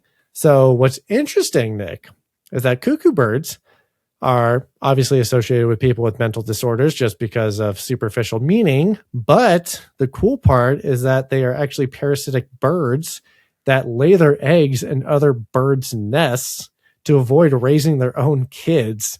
So they're basically like the deadbeat dads of birds. Yeah. Those cuckoos. But it's cool. I kind of saw this bouncing around the internet. RP McMurphy is also like a parasite in this movie where he's infiltrating the cuckoo's nest and making it his own home to avoid his own responsibilities. He's disrupting the unnatural order of this mental ward by shaking things up and saying, I'm doing this thing, as he as well is avoiding the responsibility of serving his time fair and square. And instead, he's trying to cheat the system by claiming he's insane.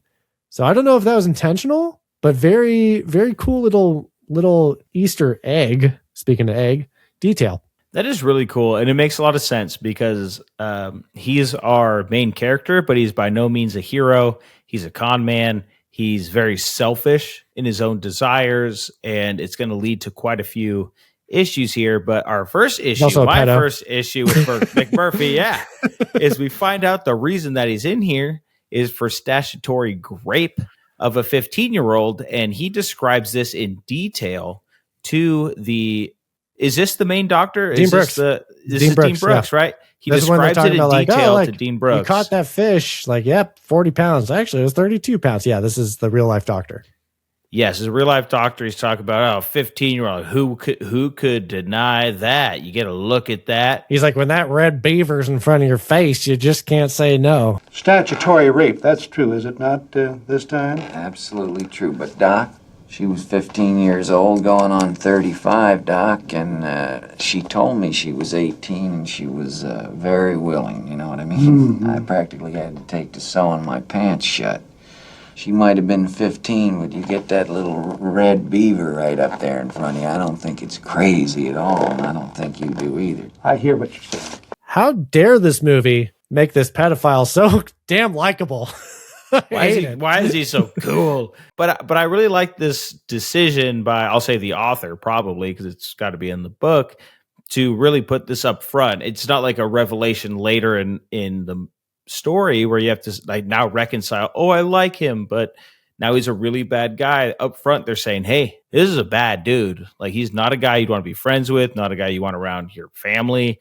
He's not good, but however, he still is the linchpin of this. This is a hide your kids, hide your wife, hide everybody situation. And James, he's going to quickly clash with our nurse Ratched.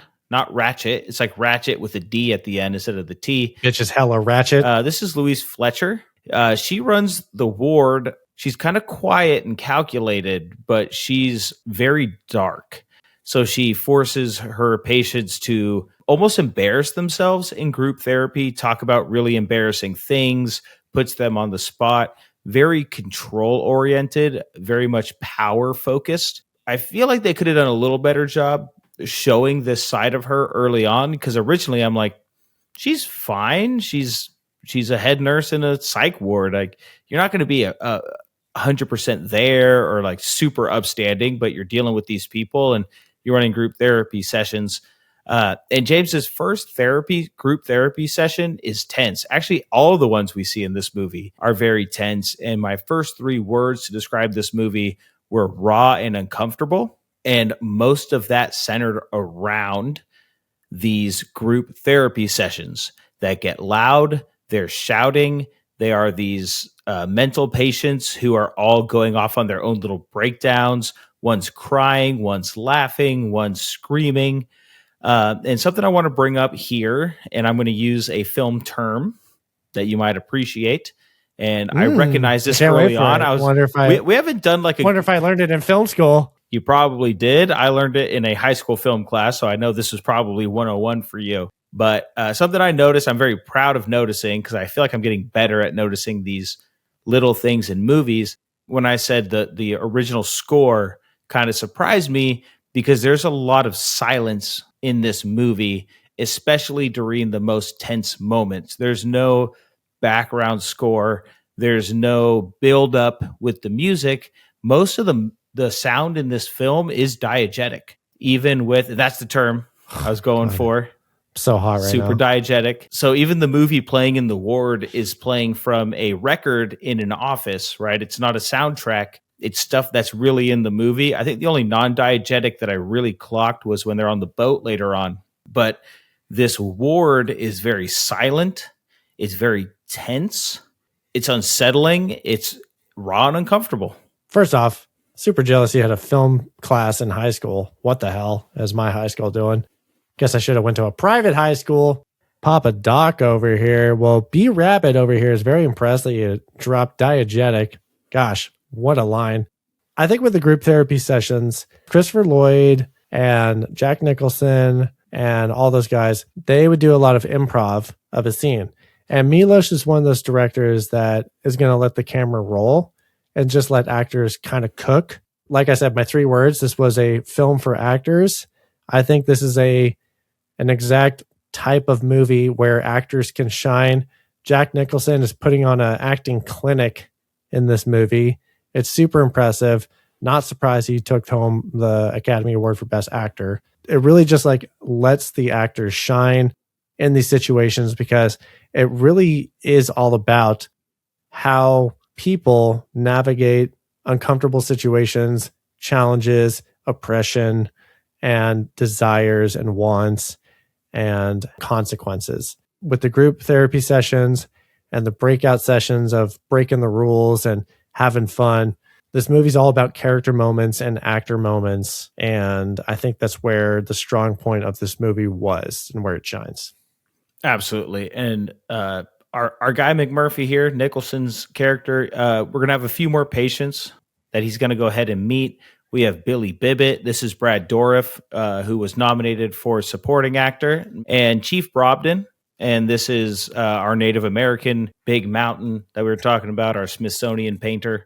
Overachiever over here. Yeah, overachiever. Mr. I can act, I can paint. I have an interesting life. Okay. The main theme here is McMurphy is going to be really wanting these people to assert themselves. It's going to come to a head a little later on, but you could almost tell McMurphy came in with a very set mindset that these people are crazy. This is going to be a cakewalk. I'm going to manipulate them. And then he starts to get almost a soft spot for these people, realizes he has to rely on them in this world that he's in. And you can start to see these relationships form a little bit. And really where it starts to come to a head is in a following group therapy session where McMurphy is now going to start challenging Ratched's control on the group, because Ratched has manipulated a lot of these patients into their structure, into their life, into just saying yes, being basically shells of themselves. Obedient. And McMurphy's trying to inject some life into them. The big example here is McMurphy wants to watch a World Series game. And I want to say it was Yankees-Dodgers, because he mentions the Yankees, and he mentions Don Drysdale. This is Mickey Mantle. Dodger. Yeah, Mantle versus Drysdale. So I think it's the 63 World Series. Well, we know it's 63 in Oregon, because that was mentioned already. And I thought Nick would appreciate the hell out of this scene. This is probably his best scene, because he loves himself some baseball. This scene.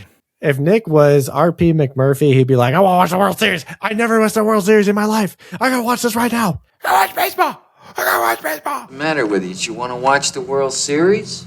Come on, get your hands up to do you some good, to get some exercise, putting your arms up in the air. Wants to watch it so bad. He's like, I'm going to lift this fucking water spraying station that's in the bathhouse here and chuck it out through a window. I'll go to a bar and catch the game. And he tries to lift it. They bet him he can't, and he obviously can't. This I think it's called a hydrotherapy console, and it weighs way too much. He tries to pick it up, and as he walks away, he goes, well, at least I tried. I think it's fun. That's very important to like the theme of the movie. That I thought it was funny that they're like, what the hell are you talking? Like, you can't lift that, dude. So they all bet money on it. And then he gets mad at everybody. He's like, well, at least I tried. It's like, well, yeah. I mean, what did you expect? It's just like 100 pounds. I couldn't tell if he knew he couldn't, and he was just trying to get everybody's buy-in for like, yeah, we should do this. I thought he was trying to egg on Chief Bromden to be like, hey, quiet guy in the back. Do you think you can do this? Big, giant Native American guy. I was half expecting Chief to pick it up in solidarity, but we don't quite have that trust yet with McMurphy and Chief. Because he looks at Chief and he walks over to Chief when Chief can't lift it up. Chief is always holding a broom. He's always holding a broom in the background. Joe's broom in the ground. We've had some moments out on the yard where McMurphy's trying to teach Chief how to play basketball. He's like, the first thing he says to him is like, you're fucking huge. You must have played ball. And they tell him, oh, Chief is deaf and he's dumb. He can't hear and he can't speak. And so the whole time McMurphy's like yelling at him, trying to motion to him, hey, lift your hands up. This is how you play basketball. And there's this little relationship that's building, but we can't tell if Chief is into it, not into it. He's expressionless. Trying to teach Chief how to hoop. Trying to teach him how to ball. Later in the movie, they kind of get a longest yard scene going with the patients versus the nurses. Chief is a cheat code. Yeah. He is a chief code. Dishes it to him down low, and he just flicks it in with his wrist. Has a few very obvious goaltends. Flicks it back. Well, he holds the net closed. He just like pops it out. You're like, damn, cheat code. But yeah, so McMurphy wants to watch this World Series, and Ratched, who is betting on her control over the population, is saying, well, if you can vote on it, if you can get a majority vote by everyone on the ward, we can change the channel. And so this is where this power struggle is starting. And McMurphy's asking everyone to raise their hand to vote to watch the World Series. He's getting some votes. He ends up working to 50%, but they need one more than 50%. This is the second try, too. Yes. The second try. The first time there was only 3 or so, And then the second time, he's like, I really need to see the World Series. Cheswick, who's just a follower. Cheswick's a follower. Cheswick is hilarious, dude. He's just like, I'm just concerned about you. He's like, can you stop being so concerned? He's like, I just care about you so much. Well, in the first group therapy session, he does that with Hard-On, right? He's a follower. So like Harding. I don't Harding. Well, Jack McMurphy calls him Hard-On the whole time. So Cheswick has a Hard-On for Harding. No, I got you. Yeah. What's funny is that I thought his name was Marty because when Christopher Lloyd was yelling at him, he was like, "Yeah, what about that, Hardy?" I don't know, Marty. The lightning's coming, Marty. Marty. The lightning struck 10 years ago. It's 1963. So we have this whole power struggle happening with McMurphy and Ratched, and they end up getting the votes, but the session was over. Ratched doesn't honor the votes. The last vote was Chief, actually, that McMurphy got, and Ratched doesn't honor it. McMurphy starts playing out the World Series in the ward. Mantle hits it. It's a double. It's up the middle. It's a base hit. Richardson is rounding first. He's going for second.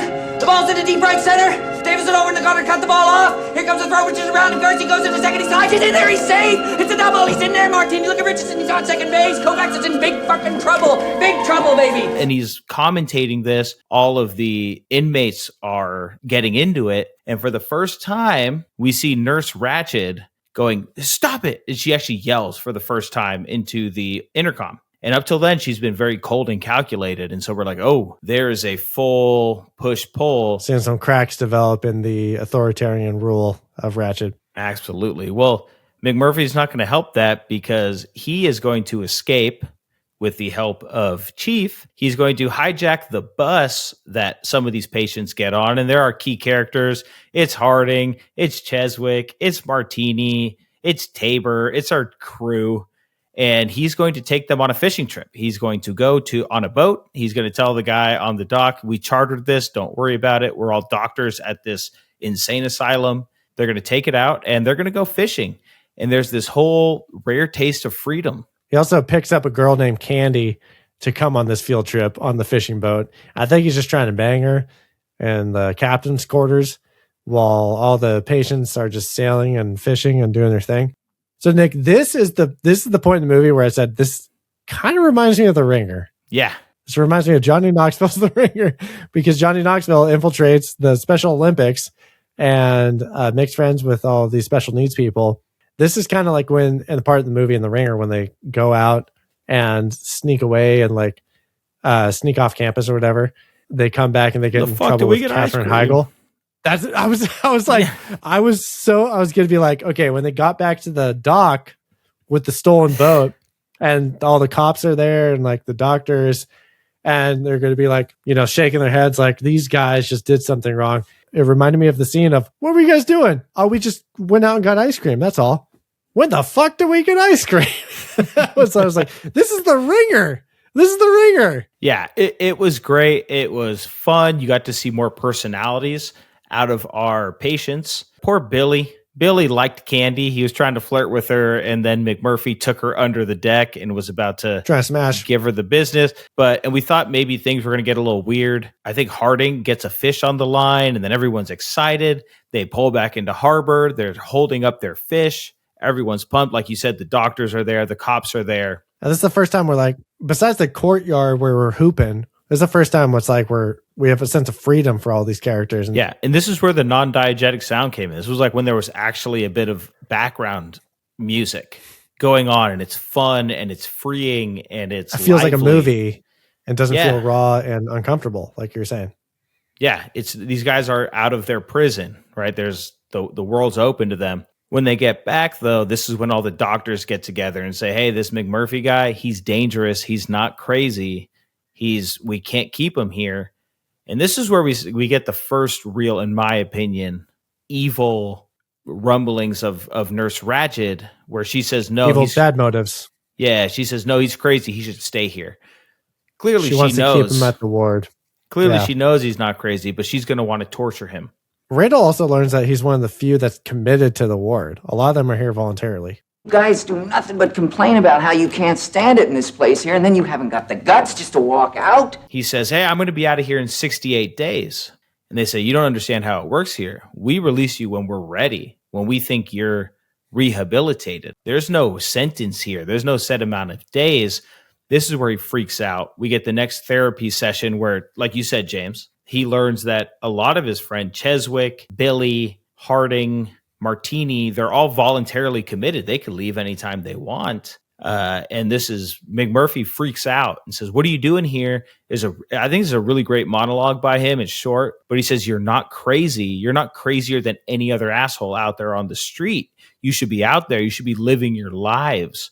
What are you doing in here? Cheswick takes this to heart because he starts screaming about his cigarettes. I want my cigarettes. Why am I being treated like a child? I'm being rationed like they're cookies. I'm a grown man. I don't want anyone else's cigarettes. I want my cigarettes. This is where the term raw and uncomfortable came to me because I think this was my favorite scene. Everyone's freaking out. Cheswick screaming. He starts to question Nurse Ratched. Tabor starts freaking out. Martini's laughing his ass off. McMurphy's breaks a window to get Cheswick his cigarettes. It's so freaking uncomfortable and chaotic. Yeah. There's no background music. It is just screaming and raw noise. I thought this scene was fantastic. This was my favorite scene in the movie because everything came to a head. They close in on Ratched's face. She's clearly losing it. Her like OCD of controlling everybody is slipping. I loved this scene. Might call it the climax and a turning point, significant turning point in the movie because a fight breaks out. They're fighting the nurses. The nurse kind of has McMurphy on the ropes, and then Chief comes over, picks up the nurse off Randall. Randall throws a punch to this guy's stomach, and then it's all broken up. Him, Chief, and Cheswick are all hauled away for basically causing a scene, fighting. Cheswick is just he got hauled away too, just for yelling too much. And then they kind of bring him to the separate area of the hospital, and they're basically going to get punished, whether it's electroshock therapy or given a shot of some kind or something. And this is where we learn that Chief actually isn't dumb and is not deaf, because Randall gives Chief a juicy fruit, and the Chief says, "Thank you." And then Randall's astounded that Chief has been lying this whole bitch. He's kind of impressed. And he's like, "You've had everyone fooled this whole time." He's like, "You're just like me, for real, for real." So this is where we learn Chief could actually talk, could actually hear. I think us as audience members, especially in the 2020s, kind of saw that coming. We're like, you could probably talk and probably hear, and you're just playing it off. And then now we're going to get into our finale here, which is this party we're about to go to. Before we get to that party, Nick, we kind of have a little bit of punishment from the fight that broke out. So Randall comes walking into the main area where they always hang out. He's kind of walking in like a zombie to, I think it's one of the group therapy sessions. He's walking in like a zombie, and then Chief actually looks worried about him. And then Randall winks at him, and then Chief smiles. And then so this is actually like a foreshadow of what's going to happen to him at the end of the movie. And it's also foreshadowing something that happens in the scene with Chief and with McMurphy later at bedtime. So Chief is talking about his father, talking about how he had drinking problems. And Chief says to McMurphy, "I'm worried about you. They're working on you just like they worked on my father." RP McMurphy says, "Did they kill him?" And Chief says, "I'm not saying they killed him. I'm just saying that they worked on him just how they're working on you." So this is another ominous foreshadowing of what could happen to McMurphy if he keeps up on his bullshit. And McMurphy tells him, "Hey, let's get out of here." And Chief tells him, "I can't. Like, I'm too institutionalized, basically. I can't break free of all of this. It's too much." So what does McMurphy do? He wants a freaking party, baby. Well, I feel like those people were going to break him out, right? He was planning on Chief breaking them out. They were going to run with him. And then he's like, "Well, you guys are here to break me out. Might as well come on in with your booze and show these guys a good time." He invites Candy back. She brings a friend. And this is where we get Scatman Crothers, who plays Turkle. This is like the night shift guy. And McMurphy kind of schmoozes him into going along with his scheme. And then so basically the girls come in. Turkle unlocks the window for them. They bring in booze. We're having a party. Then we have like a night supervisor coming in, and Turkle kind of gets caught, and Turkle realizes that everything is kind of spinning out of control. And this was a funny scene to me because he's like, these motherfuckers fucking with my job. And then he's by the end of the scene, Turkle is like going full blown crash out because his last lines are like, fuck it. Takes a big swig of booze. Fuck it. It's just like Turkle's going through it. He knows he fucked up. He's like, whatever. So then we have our quote unquote final battle. So with the party, Randall basically prostitutes his girl off to Billy, saying, hey, you should bang in the cell of a room. And Billy's very uncomfortable with girls. He's been rejected. He's like all the group therapy sessions are him and women and his mom. And it's like a very weird dynamic. I wish maybe would have been explored a little more, but Ratched says, oh, is that when you try to kill yourself? When this happened with this girl? And then so we know that's something in the back of our minds brewing. So then McMurphy's really egging him on to be like, it's weird. It's like Candy's like his girl, but I guess not really. You're like, we're just fooling around. You can bang her. So then he pawns her off to him. So then while that's happening, him and Chief are drinking by an open window. It literally is wide open. They can leave if they want to. And then there's this long shot of Randall after he says, when we get to Canada, and he doesn't finish that thought, and he kind of looks off into the distance, pensive, stares elsewhere, and then a grin slowly develops on his face, and then it disappears. And then he kind of looks out the window and then kind of smiles. And it's just this long shot of McMurphy going through all these mixed emotions. So this was a shot to me that told me, okay, McMurphy is like, he might be a little crazy. You know, like he's playing the system, but he might be some screws might be loose up in there. We're hanging on him for a long time with that shot. Yeah, it's basically what Chief told him, right? Like they're working on you. Like you can only, like you said, you can only play the game so long. You think you're playing them? They're playing you. Yeah. So then the next morning comes, and Nurse Ratched and the rest of the nurses arrive to the post-party mess. They're pissed. And Billy appears to be missing, and they found him with Candy, and they banged. Everyone applauds, but Nurse Ratched is a buzzkill, and she's like, I'm going to tell your mom, Billy. And Billy's like, no, please don't. McMurphy socks the nurse in the face, dude, while he's trying to unlock the window because they locked up the window again because they all passed out. And then so he's like throws a haymaker to this guy. Meanwhile, Billy killed himself with a piece of glass. And then Randall starts relentlessly choking Nurse Ratched and slamming her against the wall, and then wrestles her down to the ground. Watch Christopher Lloyd's character in this interaction. He has like this insane look on his face, like he's kind of living vicariously through Randall, as if he wishes he were the one choking her out. It was kind of interesting. Christopher Lloyd is a great physical actor. He's kind of like Jim Carrey in that way. Great facial expressions. Great actor. Yeah. So then we hit our aftermath here. So later it seems like we're back to normal. And then one of the guys says, oh, McMurphy escaped. And Harding's like, no, he's not. He's upstairs. He's weak as hell. What are you talking about? And then in the middle of the night, they return McMurphy to his bed. And he's looking like a zombie like he did before when he was kind of crying wolf and being a funny guy. Except this time it's real because Chief discovers scars on his temples. And then this is where it's insinuated, especially if you read the book, that they gave McMurphy a lobotomy, some sort of brain surgery, that's very archaic, inhumane. It's illegal as shit now. Yeah. It's illegal as shit. Science. Yeah. You shouldn't do that. Shouldn't take people's brains out. You're like, oh, their prefrontal cortex. That's what's giving them problems. Just remove it. So Chief, before he recognizes this, he says, oh, I knew you wouldn't leave without me. And then he notices the scars. And then he says, I'm not going without you, McMurphy. I won't leave you here this way. You're coming with me. And then he suffocates him to death as this Native American jingle is playing in the background. I was like, okay. The jingle was a little fun and non-diegetic.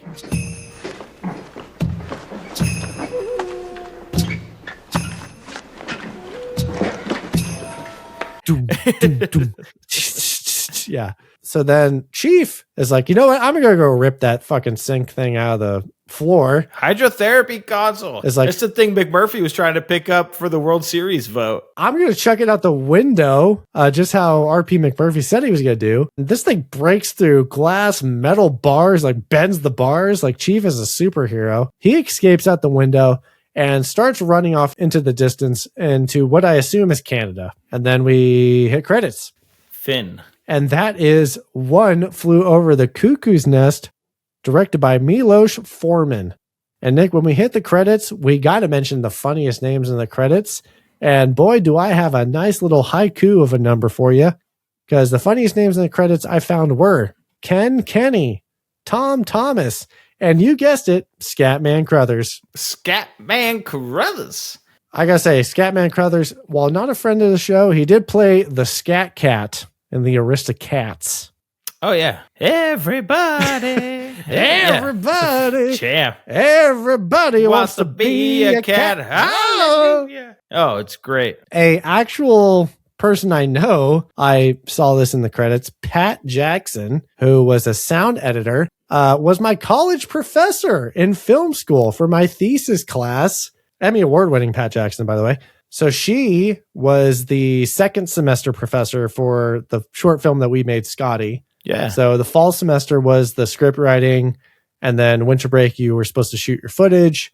And then the spring semester, that's the editing semester. So Pat Jackson was my professor. And when I showed her our short film along with the class and like our raw footage, a rough cut, the lights went up after the screening in the classroom in downtown San Francisco. And she looked at the class and she looked at me and said, "It's like Lawrence of Arabia. There's not a female voice in that movie." And I was like, I'm putting it on my poster. If you go to IMDb, I have a quote by the Emmy award-winning Pat Jackson saying, "It's like Lawrence of Arabia" in big font. And then in small font, I say the second part of what she said. Shout out Pat Jackson. Worked on this movie. I love that. That's fantastic. Well, James, it's been a while since we've quote unquote popped the corn after the plot talk. We usually jump to our awards, but I did have something I wanted to talk to you about. As we know, this was adapted from a book. And whenever something's adapted from a book onto the screen, one of our first thoughts is, what's the big difference? Right? Because you can never fully capture the book to the movie. As far as the scene for scene deal goes, apparently the movie did a really good job following the book and telling the story of all of this. In certain ways, Nurse Ratched, I think, was more psychologically manipulative throughout the book. There's only so much you can show on the screen, but James, I want to get your thoughts in as far as if this movie would have been better, worse, or just different, based on this one major difference. In the book, the entire story is told from the perspective of Chief Bromden. And I feel like in the second half of the movie, we have a lot more Chief Bromden, right? All the way to the end when he escapes. But for the whole book, we basically see everything through his lens, which we don't think he's crazy, but the way he sees the world is definitely different.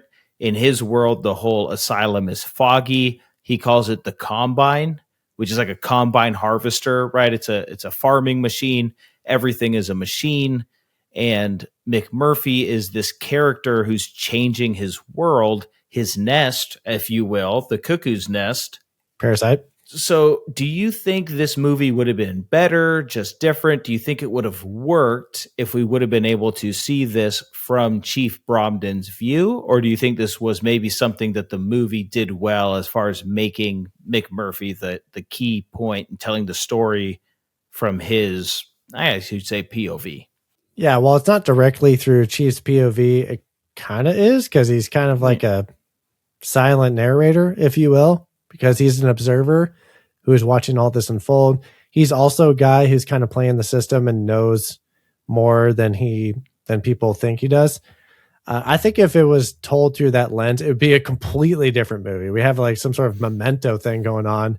It would be absolutely insane. That'd be a whole nother dimension to the movie. While never reading the book, and apparently if it resembles the story of the book pretty accurately, I'm sure a lot of stuff has to get cut out because the length of a book is never going to equate to the length of a movie. But if they use that tool of it would almost be like an unreliable narrator at that point. It'd be a completely different experience. While it'd be interesting, it'd be a lot more of a heavy lift for those guys to get a cohesive or at least a thematic story across.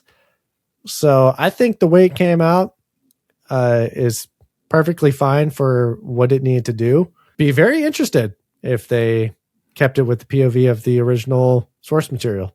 Yeah, I agree 100% with you. I think the way that it was told for the big screen works really, really well. I think it's a completely different movie. That was the phrase I was going to use, the unreliable narrator. And I have not read the book. I did my research into the book. It would be very unreliable because he views the whole hospital as foggy and machines where they fix people. Like, he is a little off, right? Bromden, Chief is a little bit off. And so it would have added a whole nother psychological element to it, which I think would be a great film in and of itself. But it's definitely not this same film. I think following McMurphy, who still is a key central figure in the book, and who comes in and changes Chief Bromden's life, I think they made the right call. I think so too. All right, James, we're going to get into our mini pops. Yeah. Those are going to be best weapon, best fighter, NVC, most valuable character of this movie, biggest piece of shit, the best death, and if applicable, the best yeet. So, James, I'm counting you down from 3, and I need to see your answers for our mini pops. Are you ready? Yes. 3, 2, 1, go. James, you said your best weapon is the glass shard or the pillow. Glass shard killed Billy, and the pillow obviously used by Chief on McMurphy. Best fighter, James, you said RP McMurphy. MVC RP McMurphy. Piece of shit RP McMurphy. The best yeet is sink, and the best death is the pillow smother. Nick, now I want to see your nominees for the prestigious mini pops that will culminate to the end of the year episode in the Rat Party. What do we have going on the Tennessee side of things? Reveal in 3, 2, 1. Nick, your best weapon was the lobotomy tools. Your best fighter is Chief. Your MVC is Chief. Your biggest piece of shit is McMurphy. And the best death is McMurphy. And you have no best yeet. Didn't have a yeet, but I like the sink yeet. Okay, Nick. Same Z's. We have the best death being the pillow smother. I was going to say, we went 2 hours without having a death. And then Billy finally killed himself. And I thought, all right, I guess we have a best death now. And then I thought, never mind. 7 minutes later, Chief has to smother McMurphy. So I figured that's going to be the best death because it's very meaningful. Piece of shit. We also had RPM. Yeah. Because don't forget, certified pedophile, 15-year-old red beaver. I'm not forgetting that. It's a shoo-in for the biggest piece of shit on this podcast. If you're new here, it doesn't matter. Another person could go ahead and blow up an entire city of innocent people if there's a pedophile out there in the movie. Best fighter and MVC, we do differ. You said Chief for best fighter and MVC. I said RP McMurphy for best fighter and MVC. So I was going to throw Chief in there for best fighter because he's very big and large and very strong. The only fighting he does, however, is he kind of just defends RP McMurphy by picking up that nurse off the ground and holding him up while McMurphy just throws a fucking haymaker to his stomach. McMurphy was throwing all the punches, I think, but I was just going to go with the main character. That works for me. I was thinking, Chief does have a death on his hands with the McMurphy smother. True. And then the yeeting the hydrotherapy machine at the end, you're going, holy shit. This guy is very strong problem. Speaking of that yeet, do you think that's worthy of a yeet? Yeeting that well, you said sink. Was it the hydrotherapy? The thing he throws through the window. It's a damn good yeet. Yeah. It doesn't go far, but it takes a lot of strength to break that window and those metal bars. McMurphy couldn't make it budge. So MVC, however, yeah, I think Chief is one of the favorite characters, but I wouldn't necessarily call him the most valuable character to this movie, especially because it's not in his point of view, like the novel. So it's really hard because the first half is no Chief, and then the second half is, in my opinion, clearly Chief MVC. throughout the whole course of the movie. I agree with you that it's McMurphy. Now, Nick, the best weapon, however, you said lobotomy tools, which we didn't necessarily see on camera. We didn't necessarily see the glass shard either. So this was my best death thought process as well. As soon as Billy died, I thought, cool. I was like, cool, we have our best weapon. It's the glass shard because it killed somebody. And we have our best death. And then 7 minutes later, I was like, well, fuck. Like, we actually saw the pillow be used as a weapon. We didn't see the glass shard be used. But what do you think? These are going to be D tier as well. Again, we're at the situation where like it doesn't like I'm cool. I like calling it the smothering pillow. It's pillow. Smothering pillow. Native American jingle. I forgot about this Native American jingle. That is the awards for One Flew Over the Cuckoo's Nest. We're going to get into our final review, and we get there via our sarcastic selling points. Nick, I'm going to go first. I said that this was Animal House meets The Ringer in a mental institution. I love that, James. I said Shawshank Redemption, but the warden is a psycho nurse. Final review. Fight. We hit the final review, Nick. This is where we talk about what the other guys are thinking about this movie, and then we're going to get into what we think. But first things first, we got to start out with Rotten Tomatoes, the critics. 93% of the critics liked this movie. They loved it. And James, the people were even higher at a 96%. God damn. Let's shift over to Metacritic, the stingiest of the groups. Metacritic critics are scoring this with an 84, an 8.4 on the popcorn scale. And still the people were a touch higher, James. They're at an 8.8. 8.8, Nick. Ain't it great? And now for our Nut House Crashin', Cigarette Ration, World Series votin', nah bitch, we votin'. Chief ain't no mute, courtesy of Juicy Fruit. As the whole joint goes batshit, thanks to Nurse Ratched. Score! Brought to you by the former country of Czechoslovakia from IMDb in 8.6. Oh, Nick, did we get lobotomized together? Hope not. We're just two crazy peas in a pod, you and me. Crazy peas in a pod. Just how I'm hoping the funniest Rotten Tomatoes review is going to be for as crazy as this movie was. Did you find the funniest review for this movie? I feel like it's pretty serious and well regarded. What did you find? James, get your bleep button out because Magic T, MAJIK_T, has something to say about this. Oh, no. He gives it a half star, and he says, "It warms my heart that the critics that actually reviewed this movie are f***ing dead. This movie was really, really bad. It was excruciating to watch. Hearing Jack Nicholson talk about 15-year-old pussy made me want to f***ing barf. More proof that movie critics are f***ing idiots. I can't believe some of these jerk-offs got paid." Jerskins. You know what? I understand where he's coming from. He checked out as soon as RP McMurphy said, "Hey, I'm a pedophile." He was like, "I'm f***ing out." I get it. I'm not judging him. I'll say that. Magic T. It was an aggressive review. That is funny. Well, Nick, that's the funniest review that you found on Rotten Tomatoes. But now it's our turn to stamp this best picture with our laughable log lines, popcorn points, and final thoughts. Nick, you're going first. What do you got for me? Oh, Jamesy. My laughable logline is a man tries to start a frat inside a psych hospital, but the dean responds with electroshock therapy. James, I pre-popped this at an 8.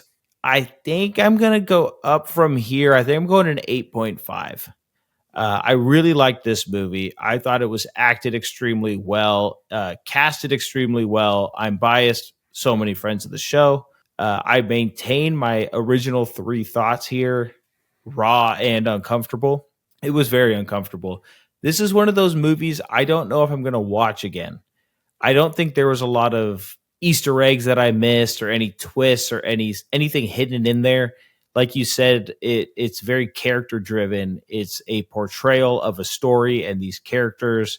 It was uncomfortable to watch at moments. It was fun to watch. It was funny at moments. It was very endearing. Like, I ended up loving Chief by the end of this movie. He's teaching him basketball. He's starting to get everything.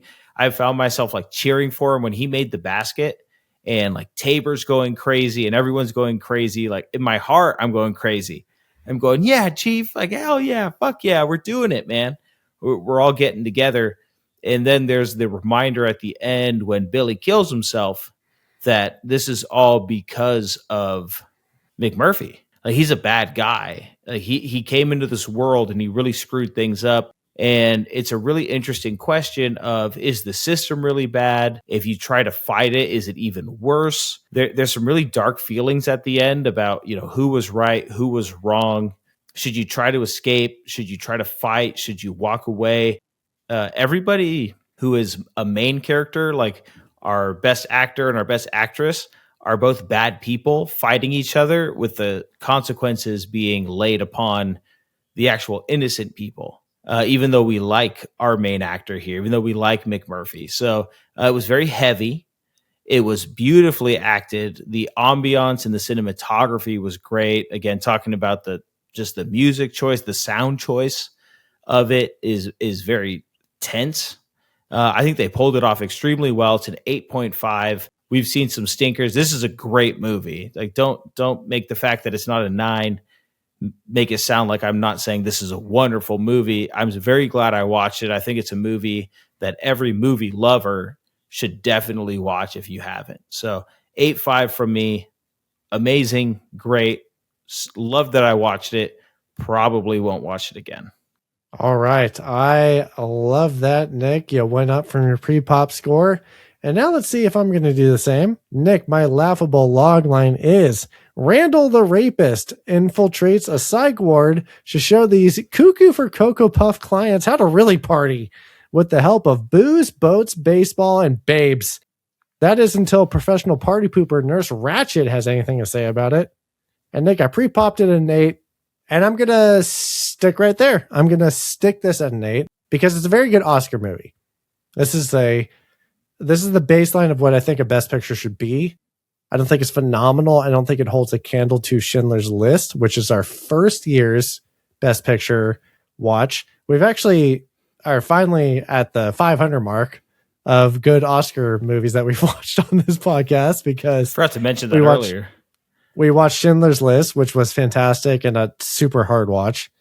And then we watched Cimarron from the 4th ever Academy Awards, which was super fucking dated. The main character was a narcissist, psychopath. Yancey Kravitz. This is finally, we're back on track with the Best Picture here. I think the strongest points of this movie is the acting. It's a masterclass. Again, I can't speak to Jack Nicholson's portrayal of R.P. McMurphy enough, because Randall was never a good guy to begin with. He was convicted of statutory rape, physical assault. He faked being crazy to get out of his responsibility. Stole the bus.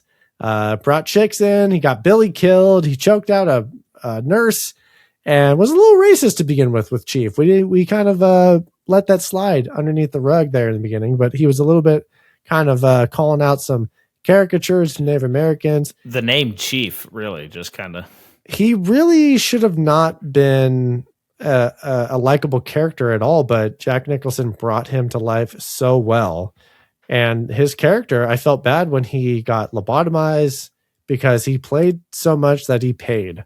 He said he was crazy to get out of prison, and that place kind of made him a little crazy. Our almost MVC of Chief is also just a good counter character to R.P. McMurphy's outgoing and just bonkers personality, going to disrupt the whole system. Chief almost is our point of view observer of a quote unquote sane person, because we're seeing all these patients play out with each other. We're seeing R.P. McMurphy disrupt the system. We're seeing Nurse Ratched with her authoritarian agenda, and her starting to kind of melt under the pressure of this new factor that has entered the nest that was never supposed to be here. R.P. McMurphy being the parasite that he is. It was such a character driven movie. I said it from the beginning. It was an actor's movie where actors shine. It's based on a book. The book is an interesting story. Never read it, but as far as I can tell from the movie, very captivating. I don't necessarily think that there was anything crazy with the cinematography or the music, But I think the choices, like you were talking about with the diegetic sounds and the uncomfortableness, and Milos just letting the actors roll with the camera going, I think that's where this movie really stands out. Solid 8. It's a good Oscar Best Picture movie. Not the best I've seen, but I liked it a lot. Surprisingly comedic. And finally happy we got a decent Best Picture on our podcast again. Couldn't agree more. I think that's a great way to describe it. This is a good Oscar movie. Like, I totally get why it won its awards. This is a good one to have in your back pocket, in your movie watching repertoire.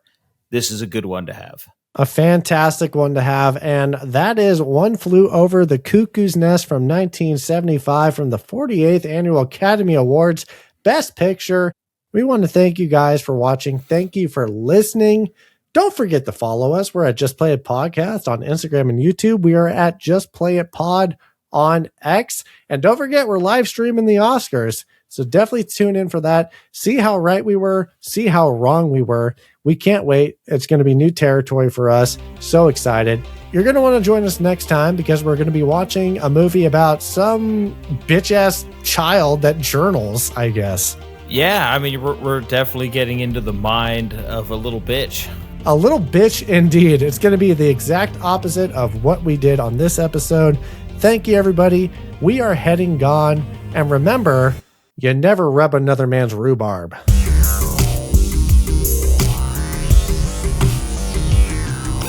Mr. Virgin over here is ready to pop his virgin cherry corn of live streaming. Sorry. He's going to pop his corn. I'm going to pop my corn on a live stream